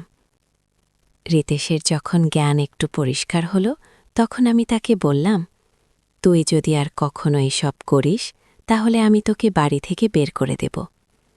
রিতেশ কান্নাকাটি করে আমার কাছে ক্ষমা চায়। সে বলল, মা, আমি আর কখনো এসব করব না। আমি বুঝেছি এসব কত বিপজ্জনক। এরপর থেকে আরও 2 বছর কেটে গেছে। রিতেশ এখন 23 বছর বয়সে। সে গ্র্যাজুয়েট হয়েছে এবং একটা ভালো কাজ পেয়েছে। আর কখনো তন্ত্রমন্ত্র নিয়ে কোনো কথা বলে না। কিন্তু আমি জানি যে এই অভিজ্ঞতা আমাদের দুজনকেই পরিবর্তন করেছে। আমি শিখেছি যে পারিবারিক সম্পর্কের মধ্যে কিছু সীমা আছে, যেগুলো অতিক্রম করা উচিত নয়। আর রিতেশ শিখেছে যে জীবনে সফল হওয়ার জন্য কঠিন পরিশ্রম ছাড়া কোনো শর্টকাট নেই। আজও যখন আমি সেই বাজারের দিনের কথা মনে করি, তখন শিহরিত হই। একটা ছোট ভুল সিদ্ধান্ত কিভাবে আমাদের পুরো জীবন এলোমেলো করে দিতে পারত। সৌভাগ্যক্রমে আমরা সময়মতো সঠিক পথ খুঁজে পেয়েছিলাম। এই গল্পটা বলার উদ্দেশ্য হল যে জীবনে কিছু কিছু বিষয় আছে যেগুলো নিয়ে অথা পড়ে। সত্যের তলোয়ার, একটি ইসলামিক যুদ্ধের গল্প। প্রথম অধ্যায়, আহ্বান। আরবের মরুভূমিতে যখন সূর্য পশ্চিমে ঢেলে পড়ে, তখন মাদিনার মসজিদে নববীতে এক বিশেষ সমাবেশ বসে। রাসূলুল্লাহ এর সাহাবীরা জমায়েত হয়েছেন গুরুত্বপূর্ণ এক সংবাদ শোনার জন্য। খালিদ ইবনে ওয়ালিদরা তখন সবেমাত্র ইসলাম গ্রহণ করেছেন। একসময় যিনি ছিলেন ইসলামের বিরুদ্ধে যুদ্ধকারী, আজ তিনি বসে আছেন মুসলমানদের সাথে। তার হৃদয়ে নতুন এক জ্যোতি জ্বলছে, ইসলামের আলো। হে সাহাবীগণ, রাসূল শাহ বললেন, শাম দেশে আমাদের ভাইয়েরা বিপদে। বাইজান্টাইন সাম্রাজ্য মুসলমানদের ওপর অত্যাচার করছে, আমাদের সাহায্যের প্রয়োজন তাদের। আবু বকর দাঁড়িয়ে বললেন, ইয়া রাসূলাল্লাহ, আমরা প্রস্তুত আল্লাহর রাস্তায় জিহাদের জন্য আমাদের জান ও মাল উৎসর্গ করতে। ভুল। খালিদ ইবনে ওয়ালিদের মন তখন উত্তেজনায় ভরে ওঠে। তিনি ছিলেন একজন দক্ষ যোদ্ধা, কিন্তু এবার তিনি লড়বেন ভিন্ন উদ্দেশ্যে, আল্লাহ সন্তুষ্টির জন্য, মানুষের কল্যাণের জন্য। সেদিন রাতে খালিদ নামাজ শেষে দীর্ঘক্ষণ দোয়া করলেন, হে আল্লাহ, আপনি আমাকে হেদায়েত দান করেছেন। এখন আমাকে শক্তি দিন যাতে আপনার দ্বীনের সেবা করতে পারি। আমার অতীতের সব পাপ ক্ষমা করুন। দ্বিতীয় অধ্যায়, প্রস্তুতি। পরের দিন মুসলিম বাহিনীর প্রস্তুতি শুরু হল। আবু উবাইদা ইবনুল জাররাহকে প্রধান সেনাপতি নিযুক্ত করা হল। সাথে ছিলেন ইকরিমা ইবনে আবু জাহাল, সুরাহবেল ইবনে হাসানা, ইবনুল আসরা এবং ইয়াজিদ ইবনে আবু সুফিয়ানরা। খালিদ ইবনে ওয়ালিদকে ইরাক থেকে শাম অভিমুখে যাত্রার নির্দেশ দেওয়া হল। তিনি তার বাহিনী নিয়ে একটি কঠিন পথ বেছে নিলেন, সিরিয়া মরুভূমির মধ্য দিয়ে। কেন এই কঠিন পথ? তার এক সহযোদ্ধা জিজ্ঞেস করল। কারণ খালিদ বললেন, শত্রুরা কখনো ভাববে না যে আমরা এই অসম্ভব পথ দিয়ে আসব। আল্লাহর ওপর তাওয়াক্কুল করে এগিয়ে চলি। মরুভূমির পথ ছিল ভয়ঙ্কর, পানির অভাব, প্রচণ্ড গরম এবং বালুর ঝড়। কিন্তু মুসলিম বাহিনী ছিল দীর্ঘপ্রতিজ্ঞ। তারা জানত এই জিহাদ শুধু ভূমি জয়ের জন্য নয়, এটা সত্য ও ন্যায়ের জন্য। একদিন রাতে খালিদ তার সৈনিকদের সামনে ভাষণ দিলেন, হে মুজাহিদগণ, আমরা লড়ছি আল্লাহর রাস্তায়। আমাদের উদ্দেশ্য লুট বা হত্যা নয়। আমরা চাই মানুষের মুক্তি, ন্যায় বিচার প্রতিষ্ঠা। যারা শান্তি চায় তাদের সাথে শান্তি, যারা যুদ্ধ চায় তাদের সাথে যুদ্ধ। তৃতীয় অধ্যায়, প্রথম সংঘর্ষ। সামের প্রান্তে পৌঁছে খালিদের বাহিনী প্রথম বাইজান্টাইন ভাড়ির সম্মুখীন হল। এ ভাড়িটি ছিল কাজাক নামক স্থানে। বাইজান্টাইন সৈনিকরা ছিল ভারী অস্ত্রশস্ত্রের সজ্জিত, কিন্তু মুসলিমদের ছিল ঈমানের শক্তি। খালিদ তার অশ্বারোহী বাহিনী নিয়ে পার্শ্বদিক দিয়ে আক্রমণের পরিকল্পনা করলেন। বিসমিল্লাহ, তিনি বললেন এবং ঘোড়া ছুটালেন। যুদ্ধ শুরু হল ফজরের নামাজের পর। মুসলিম সৈনিকরা লা ইলাহা ইল্লাল্লাহু মুহাম্মাদুর রাসূলুল্লাহ কি বলে আক্রমণ করল। তাদের সাহস আর একনিষ্ঠতা দেখে বাইজান্টাইন সৈনিকরা অবাক হয়ে গেল। কিন্তু যুদ্ধের মধ্যেও মুসলিমরা ইসলামের নীতি মেনে চলল। কোনো নিরস্ত্র ব্যক্তিকে হত্যা নাই, কোনো মহিলা বা শিশুর ক্ষতি নয়, কোনো ধর্মীয় প্রতিষ্ঠান ধ্বংস নয়। যুদ্ধ শেষে খালিদ বন্দী সৈনিকদের কাছে গিয়ে বললেন, তোমাদের কোনো ক্ষতি হবে না। তোমরা চাইলে ইসলাম গ্রহণ করো, না হলে জিজিয়া দিয়ে শান্তিতে থাকো। আমরা জোর করি নাকি? এক বাইজান্টাইন সেনাপতি জিজ্ঞেস করল, তোমরা কেমন মানুষ? তোমাদের ধর্ম কি শেখায়? খালিদ মৃদু হেসে বললেন, আমাদের ধর্ম শেখায় দয়া, ন্যায় বিচার এবং মানুষের কল্যাণ। আমরা এসেছি তোমাদের অত্যাচার থেকে মুক্তি দিতে, তোমাদের ক্ষতি করতে নয়। এগিয়ে চতুর্থ অধ্যায়, দামেস্কর পথে। কাজাকের বিজয়ের পর খালিদের বাহিনী দামেস্কের দিকে এগিয়ে চলল। পথে তারা অন্যান্য মুসলিম বাহিনীর সাথে মিলিত হল। আবু উবায়দা রায়ের নেতৃত্বে এক শক্তিশালী মুসলিম সেনাবাহিনী গঠিত হল।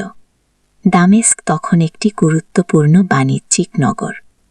সেখানে বাস করত বিভিন্ন ধর্মের মানুষ, খ্রিস্টান, ইহুদি এবং অন্যান্য। বাইজান্টাইন শাসকরা স্থানীয় জনগণের উপর কঠোর শাসন চালাত এবং ভারী কর আদায় করত। যুদ্ধের আগে আবু উবায়দা একটি চিঠি পাঠালেন দামেস্কের গভর্নরের কাছে। আমরা তোমাদের ক্ষতি চাই না, ইসলাম গ্রহণ করো অথবা জিজিয়া দিয়ে শান্তিতে থাকো। যুদ্ধ কর যদি তোমরা চাও, সিদ্ধান্ত তোমাদের। গভর্নর চিঠির জবাব দিল তলোয়ার দিয়ে। দামেস্কের চারপাশে প্রতিরক্ষা বেল্ট তৈরি করা হল। পঞ্চম অধ্যায়, দামেস্কের অবরোধ। দামেস্ক অবরোধ শুরু হল। এটি ছিল একটি দীর্ঘমেয়াদী কৌশল। মুসলিম বাহিনী শহরটিকে ঘিরে রাখল, কিন্তু তারা কোনো নিরীহ মানুষের ক্ষতি করল না। অবরোধের সময় একটি অসাধারণ ঘটনা ঘটল। শহরের ভেতর খাদ্যাভাব দেখা দিলে আবু উবায়দা আদেশ দিলেন যাতে মহিলা, শিশু এবং বৃদ্ধদের জন্য খাবার পাঠানো হয়। কিন্তু এরা তো আমাদের শত্রু, একজন সৈনিক বলল। না, আবু উবায়দা জবাব দিলেন, এরা আমাদের ভবিষ্যৎ ভাই বোন। ইসলাম আমাদের শেখায় মানুষের সেবা করতে, তাদের কষ্ট লাঘু করতে। ভুল। এই দয়ার কাজ দেখে শহরের অনেক অধিবাসীর মন পরিবর্তন হতে লাগল। তারা বুঝতে পারল যে এই মুসলিমরা সত্যিকারের ভিন্ন। অবরোধের 1 মাস পর শহরের একদল খ্রিস্টান নেতা গোপনে মুসলিম শিবিরে এসে বলল, আমরা তোমাদের সাথে সন্ধি করতে চাই। তোমরা যা বলছো তা কি সত্য? তোমরা কি সত্যিই আমাদের ধর্মের স্বাধীনতা দেবে? আবু উবায়দা তাদের আশ্বস্ত করলেন, আল্লাহর কসম, আমরা তোমাদের উপাসনালয় ধ্বংস করব না, তোমাদের ধর্ম পালনে বাধা দেব না। শুধু ন্যায্য কর দাও এবং শান্তিতে থাকো। ষষ্ঠ অধ্যায়, রাতের আক্রমণ। কিন্তু বাইজান্টাইন গভর্নর ছিলেন অধীর। তিনি শান্তি চাইতেন না। একদিন রাতে তিনি গোপনে মুসলিম শিবিরে আক্রমণের পরিকল্পনা করলেন। খালিদ ইবনে ওয়ালিদ তার গুপ্তচরদের মাধ্যমে এই সংবাদ পেলেন। তিনি আবু উবায়দার কাছে গিয়ে বললেন, আমির, আজ রাতে তারা আমাদের উপর অতর্কিত আক্রমণ করবে। আমাদের প্রস্তুত থাকতে হবে কি? তাহলে আমরাও পাল্টা আক্রমণ করি? একজন সাহাবী বললেন, না। আবু উবায়দা বললেন, আমরা প্রতিরক্ষায় থাকব। আমরা প্রথম আক্রমণ করি না, তবে নিজেদের রক্ষার অধিকার আছে। কি? রাত গভীর হলে বাইজান্টাইন সৈনিকরা আক্রমণ করল, কিন্তু মুসলিমরা ছিলেন প্রস্তুত। তাহাজ্জুদের নামাজ পড়ে তারা জাগ্রত ছিলেন। আল্লাহু আকবার! মুসলিম সৈনিকদের তাকবীরের আওয়াজে রাতের নিস্তব্ধতা ভেঙে গেল। যুদ্ধ ছিল তীব্র, কিন্তু দীর্ঘস্থায়ী নয়। মুসলিমদের সুসংগঠিত প্রতিরক্ষা এবং খালিদের কৌশলগত দক্ষতার কাছে বাইজান্টাইন আক্রমণ ব্যর্থ হল। প্রভাত হলে দেখা গেল অনেক বাইজান্টাইন সৈনিক আহত। মুসলিমরা তাৎক্ষণিক তাদের চিকিৎসার ব্যবস্থা করল। কেন তোমরা আমাদের সেবা করছ? এক আহত সৈনিক জিজ্ঞেস করল। কারণ তুমি একজন মানুষ, একজন মুসলিম চিকিৎসক বলল। আমাদের ধর্ম বলে সকল মানুষের সেবা করব। সপ্তম অধ্যায়, সন্ধির প্রস্তাব। রাতের যুদ্ধের পর দামেস্কের অনেক সৈনিক এবং নাগরিক মুসলিমদের চরিত্র দেখে মুগ্ধ হল। তারা দেখল যে এই যোদ্ধারা শুধু যুদ্ধ করেন না, তারা দয়া ও ন্যায় বিচার প্রতিষ্ঠা করেন। দামেস্কের একদল প্রধান নাগরিক গভর্নরের কাছে গিয়ে বলল, আমাদের আর যুদ্ধ চালিয়ে যাওয়া উচিত নয়। এই মুসলিমরা আমাদের ক্ষতি চায় না, তারা আমাদের ন্যায় শাসন দিতে চায়। গভর্নর রেগে গিয়ে বলল, তোমরা কি বিশ্বাসঘাতক হতে চাও? কনস্টান্টিনোপলের সম্রাট আমাদের যুদ্ধের আদেশ দিয়েছেন গুপ, কিন্তু জনগণ আর যুদ্ধ চায় না। তারা বলল। এদিকে আবু উবাইদা তার সাহাবীদের সাথে পরামর্শ করলেন, আমাদের আরেকবার সন্ধির প্রস্তাব পাঠানো উচিত, হয়তো পারা এবার রাজি হবে। খালিদ বললেন, আমির, আমি মনে করি আমাদের আরও চাপ বাড়ানো উচিত, তবে শহরের নিরীহ মানুষের যাতে কোনো ক্ষতি না হয়।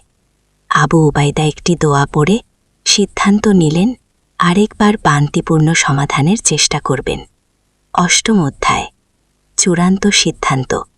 পরের দিন আবু উবাইদা আরেকটি চিঠি পাঠালেন, হে দামেস্কবাসী, আমরা তোমাদের সাথে শান্তি চাই, তোমাদের জীবন, সম্পত্তি এবং ধর্মের নিরাপত্তার গ্যারান্টি দিচ্ছি। শুধু ন্যায্য কর দাও এবং শান্তিতে বাস কর, এটাই আমাদের শেষ প্রস্তাব। শহরে এই চিঠি নিয়ে ব্যাপক আলোচনা হল। সাধারণ মানুষ শান্তি চাইছিল, তারা দেখেছিল মুসলিমদের ন্যায়পরায়ণতা এবং দয়া। গভর্নর বুঝতে পারলেন যে তিনি জনগণের সমর্থন হারিয়ে ফেলেছেন। সেই রাতে তিনি গোপনে কনস্টান্টিনোপলে পালিয়ে গেলেন। পরের দিন সকালে দামেস্কের নগর প্রধানরা মুসলিম শিবিরে এসে বলল, আমরা আপনাদের প্রস্তাব গ্রহণ করছি, শান্তি চুক্তি করতে চাই। আবু উবাইদা আল্লাহর শুকরিয়া আদায় করলেন। রক্তপাত ছাড়াই দামেস্ক মুসলিমদের নিয়ন্ত্রণে এলো। নবম অধ্যায়, নতুন শাসন। দামেস্ক জয়ের পর মুসলিমরা যে শাসন ব্যবস্থা চালু করল তা ছিল অভূতপূর্ব। তারা প্রতিশ্রুতি অনুযায়ী সকল ধর্মের মানুষের নিরাপত্তা নিশ্চিত করল। খ্রিস্টানরা তাদের গির্জায় প্রার্থনা করতে পারত, ইহুদিরা তাদের সিনাই উপাসনা করতে পারত। কেউ জোর করে ইসলাম গ্রহণ করতে বলেনি। একদিন একটি খ্রিস্টান পরিবার আবু উবাইদার কাছে এসে বলল, আপনাদের ন্যায় বিচার দেখে আমরা মুগ্ধ, আমরা ইসলাম সম্পর্কে জানতে চাই। আবু উবাইদা তার সাথে দীর্ঘ আলোচনা করলেন ইসলামের মূলনীতি নিয়ে। তিনি বললেন, ইসলাম মানে শান্তি, এক আল্লাহর উপাসনা, সকল মানুষের সমানাধিকার, দরিদ্রদের সেবা, এগুলোই ইসলামের মূল কথার তোর। সেই পরিবার এবং আরও অনেকের স্বেচ্ছায় ইসলাম গ্রহণ করল। তারা বুঝতে পারল যে এই ধর্ম তাদের মুক্তি দিচ্ছে। মুসলিম শাসনে দামেস্কের অর্থনৈতিক অবস্থার উন্নতি হল, দুর্নীতি কমে গেল, ন্যায় বিচার প্রতিষ্ঠিত হল এবং জনগণ শান্তিতে বাস করতে লাগল। দশম অধ্যায়, ইয়ারমুখের প্রান্তরে। কিন্তু বাইজেন্টাইন সাম্রাজ্য হার মানতে রাজি ছিল না। সম্রাট হেরাক্লিয়াস একটি বিশাল বাহিনী পাঠালেন দামেস্ক পুনর্দখল করার জন্য। এই বাহিনী ছিল 1,00,000-এরও বেশি সৈনিকের। মুসলিম বাহিনী তখন মাত্র 3,000-এর মতো। সংখ্যাদিক থেকে তারা ছিল অনেক পিছিয়ে। খালিদ ইবনে ওয়ালিদ আবু উবাইদার কাছে বললেন, আমির, আমাদের উচিত ইয়ারমুখের প্রান্তরে তাদের মোকাবেলা করা। সেখানে আমরা কৌশলগত সুবিধা পাব। আবু উবাইদা সকল সেনাপতিদের সাথে পরামর্শ করে সিদ্ধান্ত নিলেন ইয়ারমুখে যাওয়ার। যাত্রার আগে মুসলিম বাহিনী বিশেষ নামাজ আদায় করল। তারা জানত এটি হবে একটি নির্ণায়ক যুদ্ধ। হে আল্লাহ, আবু উবাইদা দোয়া করলেন, আমরা লড়ছি আপনার দিনের জন্য, মানুষের মুক্তির জন্য। আমাদের সাহায্য করুন গুরু। একাদশ অধ্যায়, সিদ্ধান্তের যুদ্ধ। ইয়ারমুখের প্রান্তরে 2 বাহিনী মুখোমুখি হল। একদিকে বাইজেন্টাইনের বিশাল বাহিনী, অন্যদিকে মুসলিমদের ছোট কিন্তু দৃঢ় প্রতিজ্ঞ সৈন্যদল। যুদ্ধ শুরুর আগে আবু উবাইদা তার সৈনিকদের সামনে ভাষণ দিলেন, হে মুজাহিদগণ, আমরা সংখ্যায় কম, কিন্তু আমাদের সাথে আছে আল্লাহর সাহায্য। আমরা লড়ছি সত্যের জন্য। জান্নাত আমাদের অপেক্ষা করছে কি? খালিদ ইবনে ওয়ালিদ তার বিখ্যাত উজাত কৌশল প্রয়োগ করার পরিকল্পনা করলেন। তিনি একদল অশ্বারোহী সৈনিক নিয়ে শত্রুদের পিছন দিক থেকে আক্রমণের প্রস্তুতি নিলেন। যুদ্ধ শুরু হল ফজরের পর। আল্লাহু আকবার! এই গগনবিদারী আওয়াজে ইয়ারমুখের প্রান্তর কেঁপে উঠল। প্রথম দিকে বাইজেন্টাইনরা তাদের সংখ্যাধিকের সুবিধা নিয়ে এগিয়ে এলো, কিন্তু মুসলিমরা ছিল অতয়। তারা জানত এই যুদ্ধ শুধু একটি ভূখণ্ডের জন্য নয়, এটা সত্য ও মিথ্যার মধ্যে, ন্যায় ও অন্যায়ের মধ্যে। দুপুরের দিকে খালিদ তার গোপন পরিকল্পনা বাস্তবায়ন করলেন। তিনি তার অশ্বারোহী বাহিনী নিয়ে বাইজেন্টাইনদের পেছন দিক দিয়ে আক্রমণ করলেন। এই অতর্কিত আক্রমণে শত্রুবাহিনী বিশৃঙ্খল হয়ে পড়ল। সাইফুল্লাহ, আল্লাহর তলোয়ার! মুসলিম সৈনিকরা খালিদের নাম ধরে চিৎকার করতে লাগল। দ্বাদশ অধ্যায়, বিজয়ের মুহূর্ত। ইয়ারমুখের যুদ্ধ 3 দিন স্থায়ী হল। তৃতীয় দিন সন্ধ্যার দিকে বাইজেন্টাইন বাহিনী পরাজয় স্বীকার করে পিছু হটল।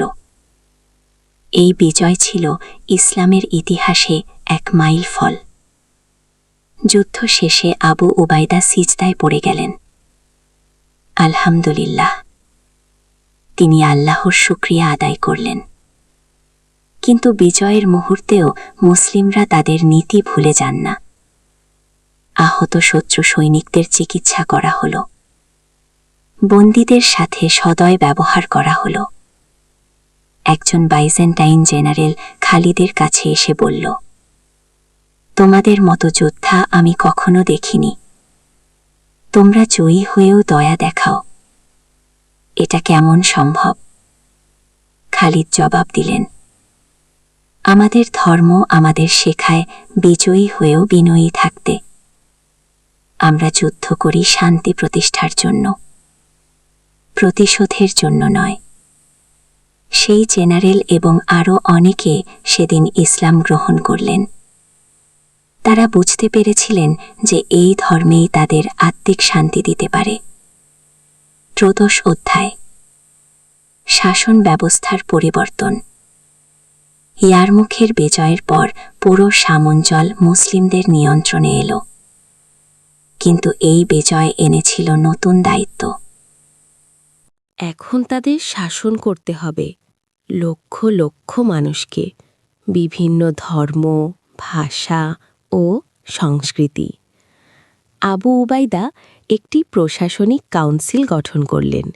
এতে ছিলেন মুসলিম সেনাপতিরা এবং স্থানীয় খ্রিস্টান ও ইহুদি নেতারাও। আমাদের লক্ষ্য, আবু উবাইদা বললেন, সকল মানুষের কল্যাণ। ধর্ম যাই হোক, সবাই সমান ন্যায্য বিচার পাবে। নতুন শাসন ব্যবস্থায় যে পরিবর্তনগুলো এলো, দুর্নীতি সম্পূর্ণভাবে বন্ধ, ন্যায্য কর ব্যবস্থা, সকল ধর্মের স্বাধীনতা, দরিদ্রদের জন্য বিশেষ সাহায্য, শিক্ষা ব্যবস্থার উন্নয়ন। একদিন এক খ্রিস্টান বৃদ্ধ আবু উবাইদার কাছে এসে বলল, আমি 8 বছর বয়সে এসে দেখলাম প্রকৃত ন্যায্য বিচার কাকে বলে। বাইজেন্টাইন শাসনে আমরা কখনো এমন শান্তি পাইনি। চতুর্দশ অধ্যায়, সহ অবস্থানের উদাহরণ। মুসলিম শাসনাধীন শামে একটি অসাধারণ সভ্যতার বিকাশ ঘটল। এখানে মুসলিম, খ্রিস্টান, ইহুদি সবাই মিলেমিশে বাস করতে লাগল।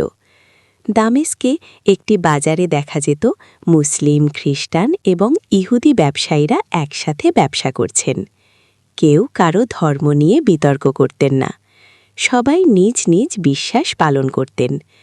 একদিন শুক্রবার জুমার নামাজের সময় দেখা গেল একটি অভূতপূর্ব দৃশ্য। মসজিদের পাশের খ্রিস্টান গির্জায় আগুন লেগে গেছে। মুসলিমরা তৎক্ষণাৎ নামাজ ছেড়ে আগুন নেভাতে সাহায্য করল। কেন তোমরা নামাজ ছেড়ে এলে? একজন খ্রিস্টান জিজ্ঞেস করল।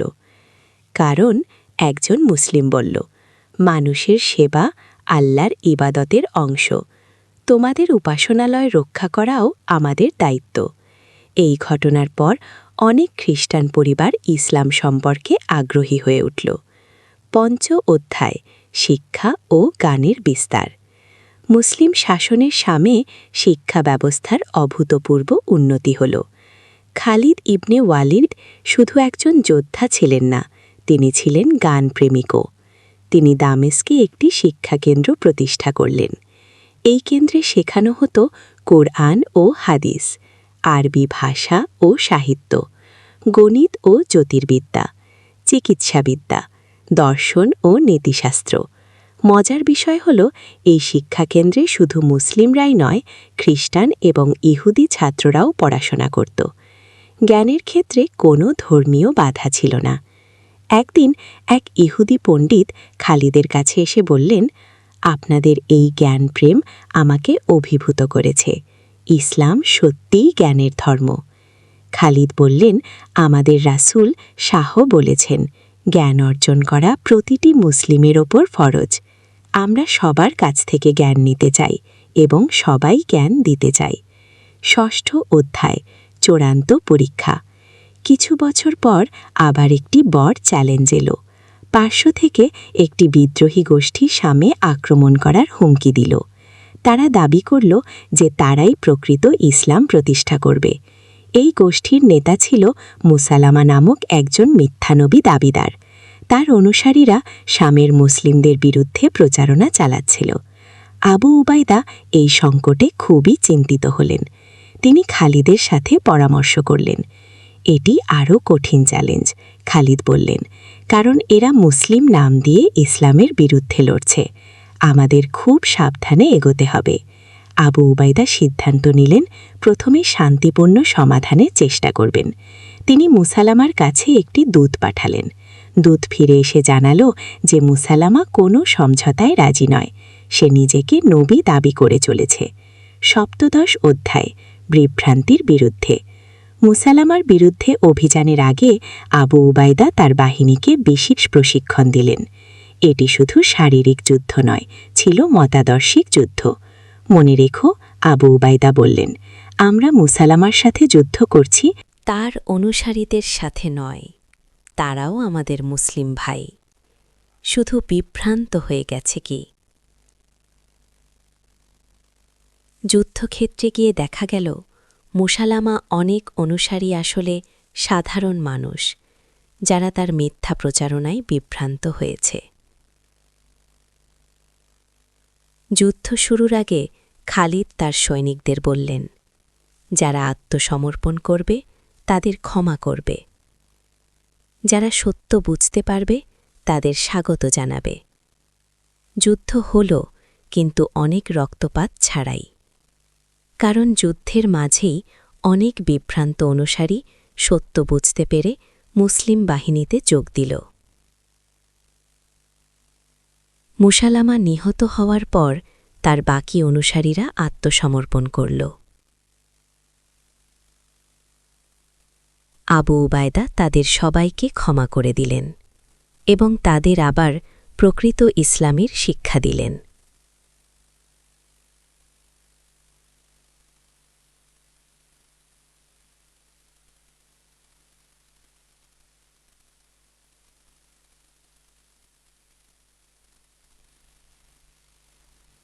এটাই সত্যের আসল শক্তি।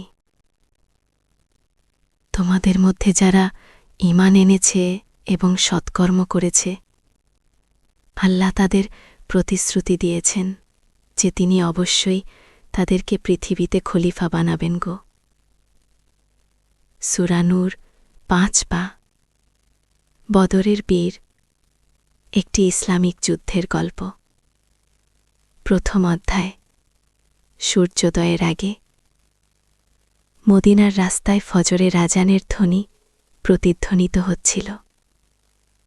তরুণ সাহাবী আবদুল্লাহ ইবনে মাসুদ তার তলোয়ার পরিষ্কার করছিলেন মসজিদে নববীর পাশের ছোট্ট কক্ষে। আজ বদরের যুদ্ধের দিন, ইসলামের ইতিহাসে এক মাইল ফালক। আবদুল্লাহ তার সাথী উমাইয়ের ইবনে হুমাম ডাকলেন, তুমি কি প্রস্তুত? আবদুল্লাহ তার তলোয়ার খাপে ভরে উত্তর দিলেন, আল্লাহর রাসূল সাল্লাল্লাহু আলাইহি ওয়াসাল্লামের সাথে থাকলে প্রস্তুত না হয়ে কি করা যায়? দূরত্বে রাসূলুল্লাহ সাল্লাল্লাহু আলাইহি ওয়াসাল্লাম সাহাবীদের সাথে পরামর্শ করছিলেন।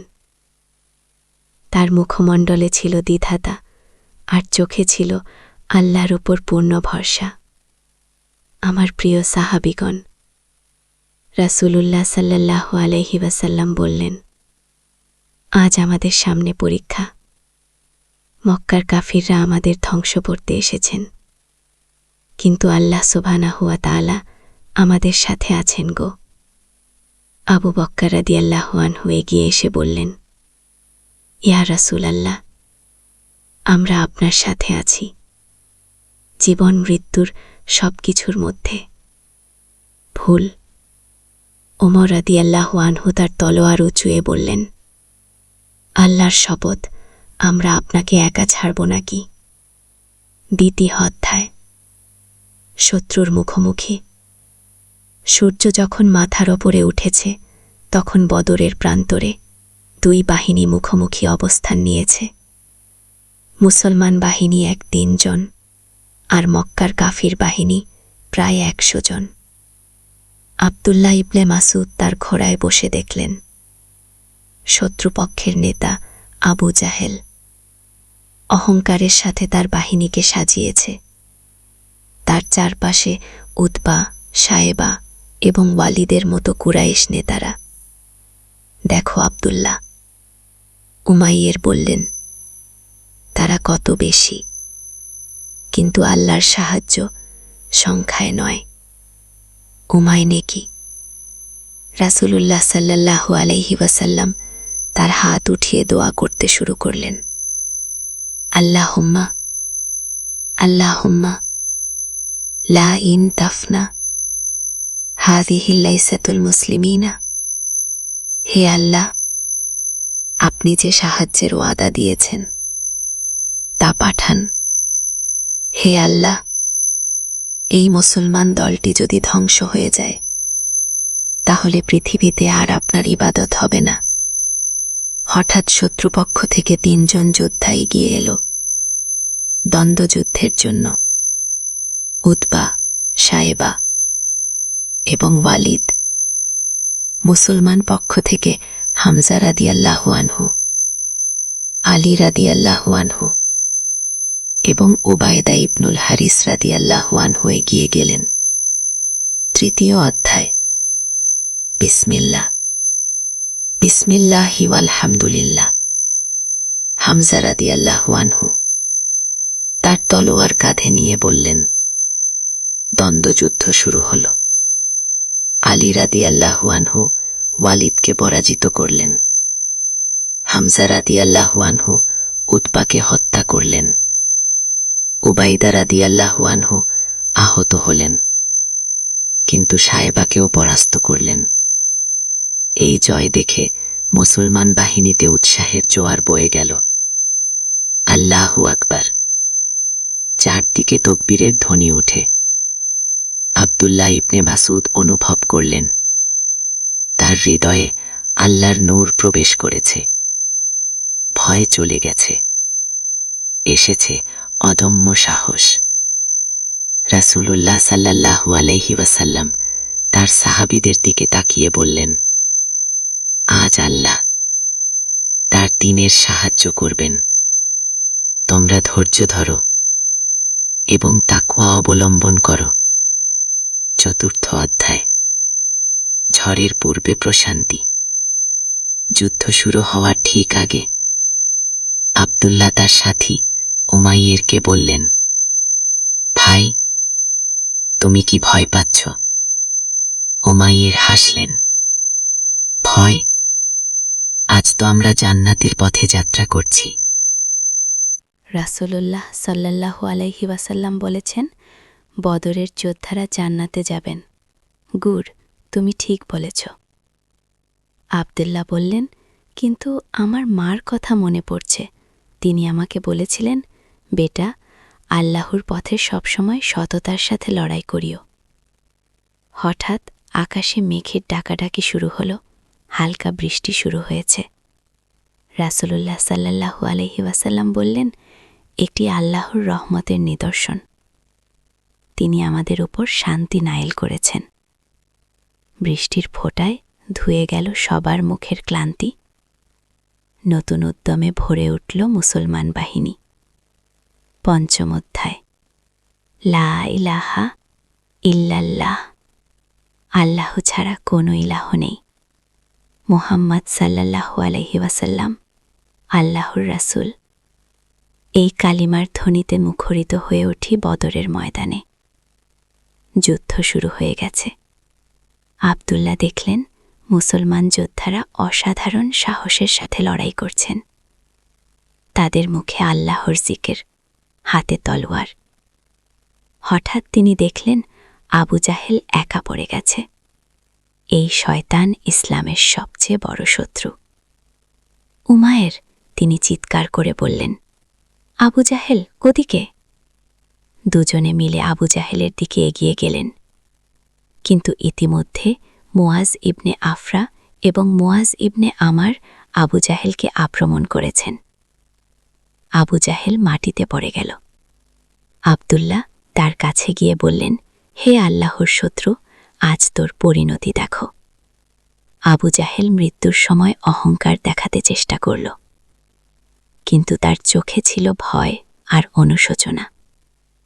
ষষ্ঠ অধ্যায়। ফেরেশতাদের আগমন। যুদ্ধ যখন তুঙ্গে, হঠাৎ আব্দুল্লাহ অনুভব করলেন চারপাশে কিছু অদ্ভুত ঘটনা ঘটছে। শত্রুরা ভয় পেয়ে যাচ্ছে কোনো অজানা কারণে। উমায়ের তার কাছে এসে বললেন, আব্দুল্লাহ, তুমি কি দেখতে পাচ্ছ? মনে হচ্ছে আমাদের সাথে আরও কেউ লড়াই করছে কি?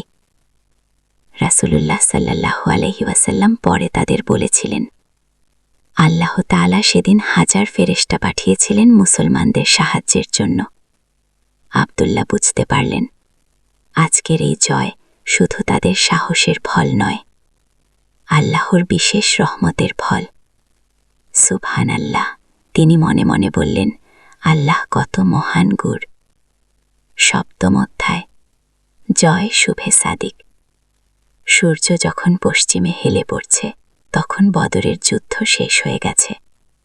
মুসলমানদের বিজয় হয়েছে। 700 জন কাফির নিহত হয়েছে। 700 জন বন্দী হয়েছে। মুসলমানদের মধ্যে শহীদ হয়েছেন 114 জন। রাসূলুল্লাহ সাল্লাল্লাহু আলাইহি ওয়াসাল্লাম সেজদায় পড়ে আল্লাহর শুকরিয়া আদায় করলেন। আলহামদুলিল্লাহি রাব্বিল আলামিন। তার কণ্ঠে ছিল কৃতজ্ঞতা।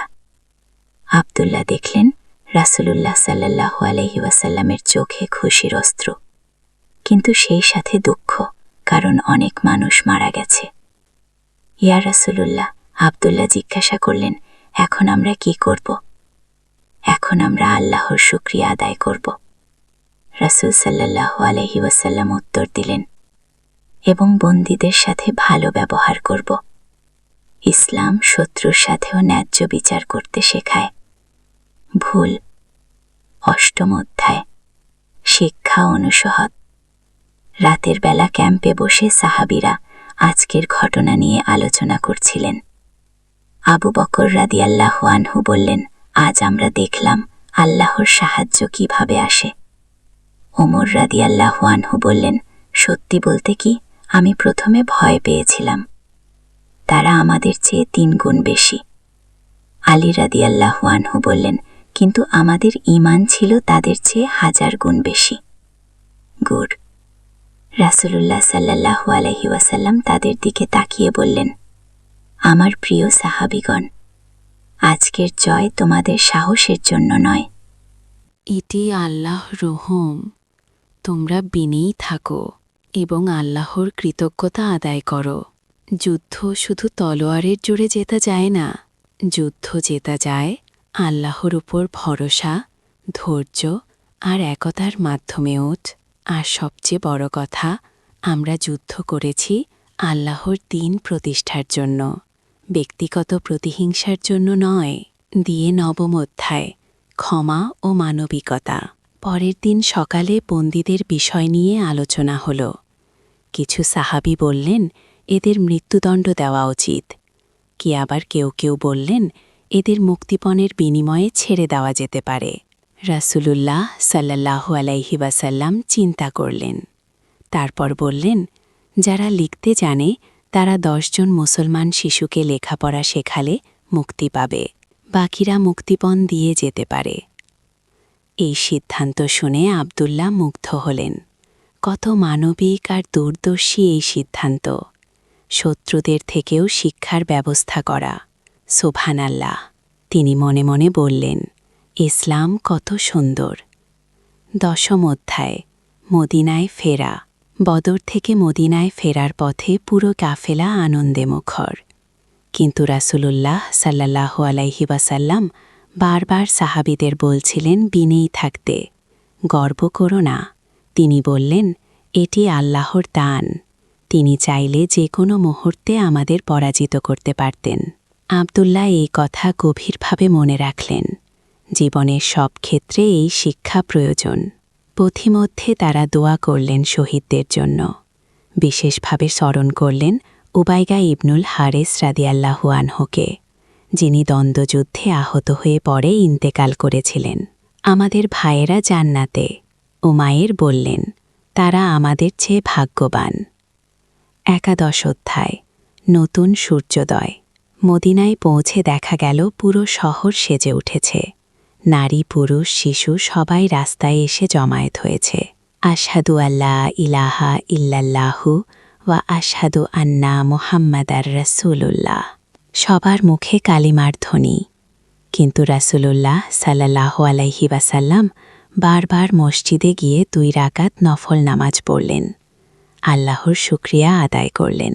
আব্দুল্লাহ দেখলেন জয়ের পরেও রাসূলে সাল্লাল্লাহু আলাইহি ওয়াসাল্লামের মধ্যে কোনো অহংকার নেই, আছে শুধু আল্লাহর কাছে কৃতজ্ঞতা।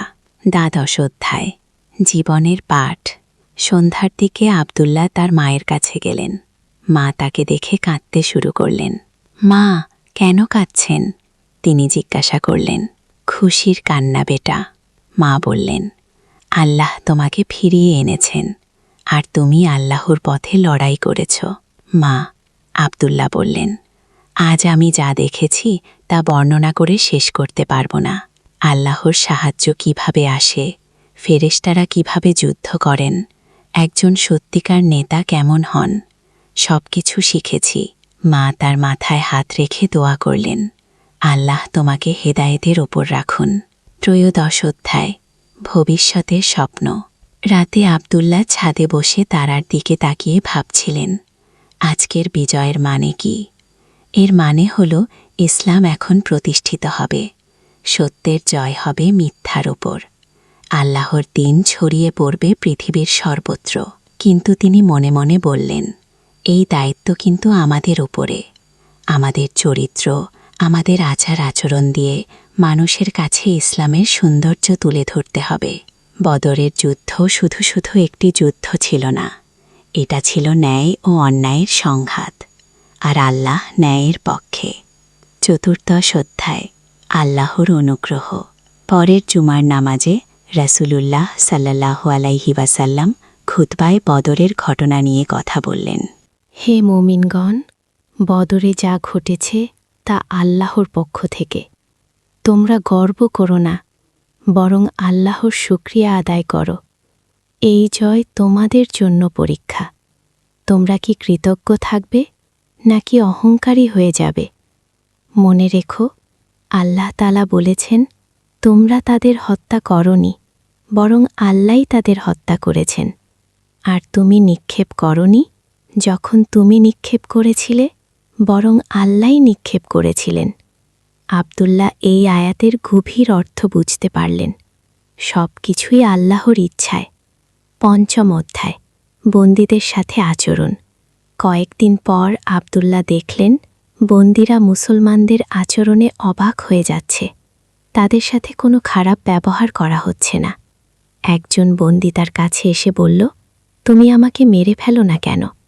আব্দুল্লাহ উত্তর দিলেন, আমাদের ধর্ম আমাদের শত্রুর সাথেও ন্যায় বিচার করতে শেখায়। তুমি এখন আমাদের অতিথিকে। বন্দী অবাক হয়ে বলল, এরকম ধর্ম আমি আগে দেখিনি কি? এটাই ইসলাম। আব্দুল্লাহ বললেন, শান্তির ধর্ম খুব। অনেক বন্দী পরে ইসলাম গ্রহণ করেছিল। তারা বুঝেছিল এই ধর্মের মধ্যে রয়েছে সত্যিকারের মানবিকতা। ষষ্ঠম অধ্যায়, উমাইয়ের স্বপ্ন। একদিন উমাইয়ের আব্দুল্লার কাছে এসে বলল, আমি একটা স্বপ্ন দেখেছি। কি স্বপ্ন?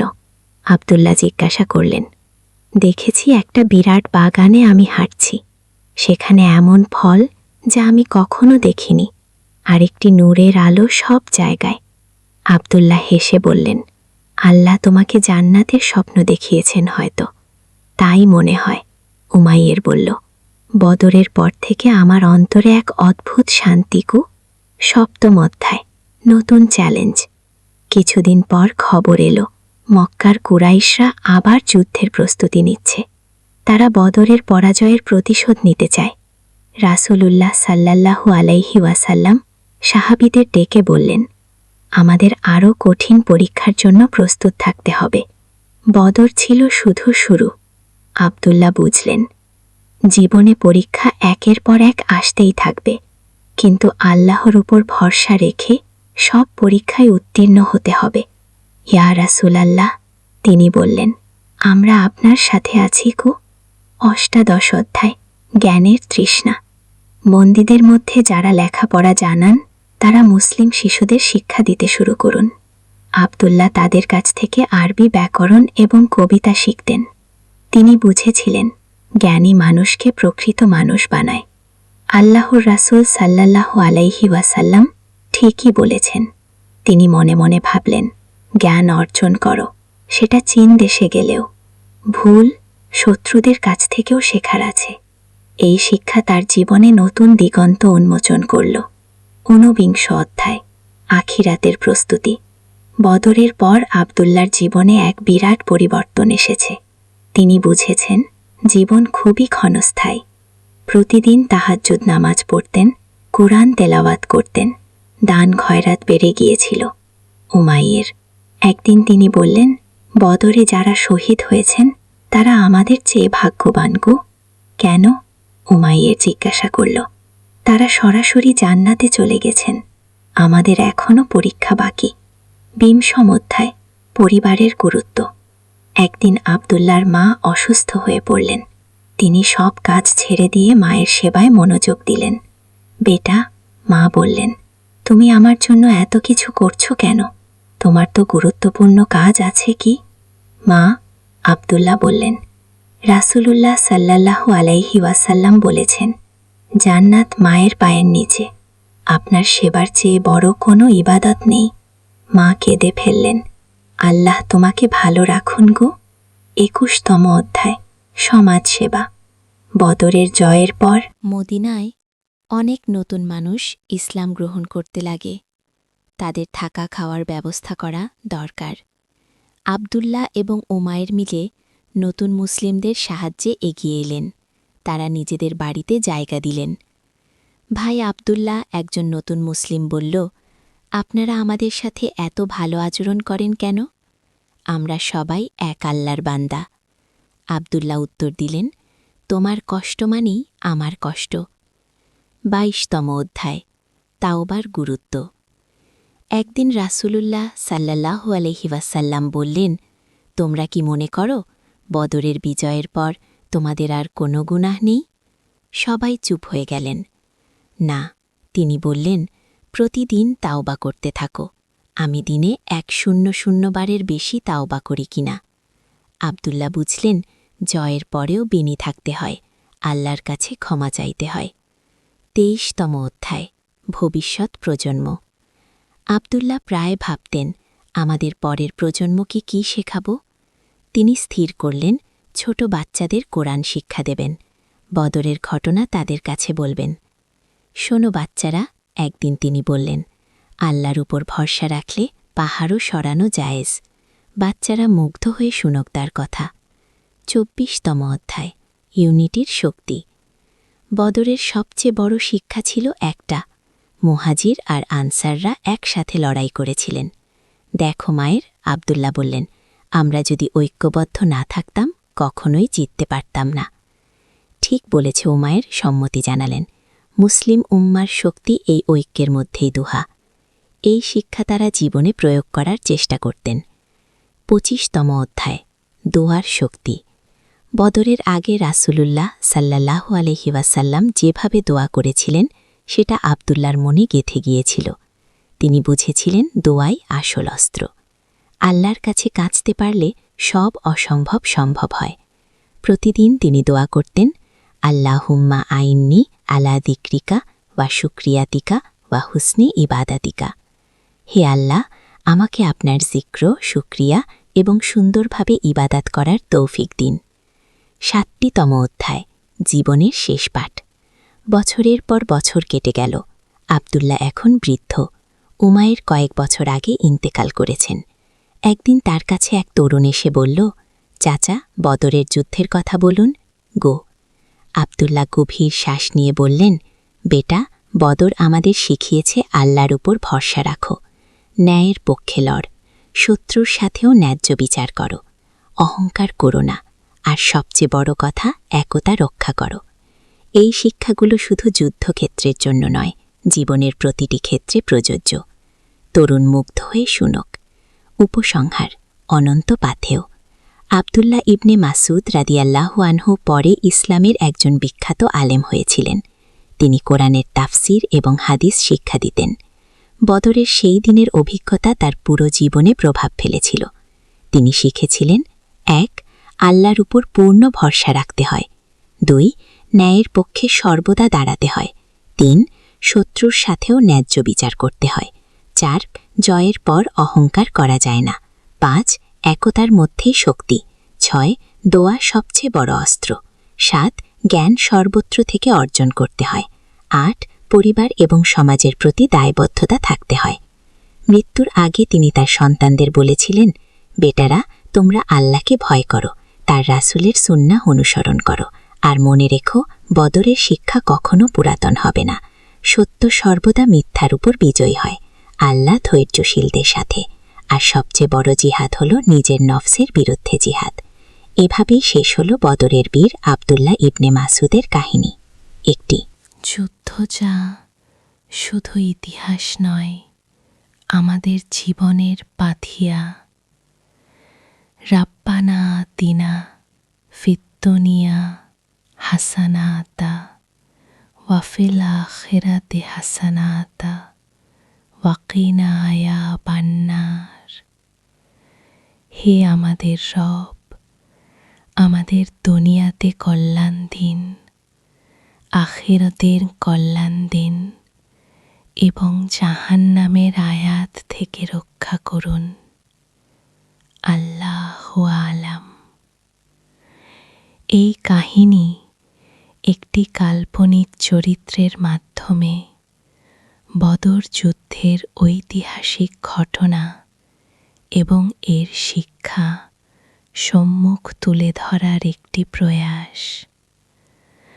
আল্লাহ সুবহানাহু ওয়া তাআলা আমাদের সকলকে সঠিক পথে রাখুন। আমিন।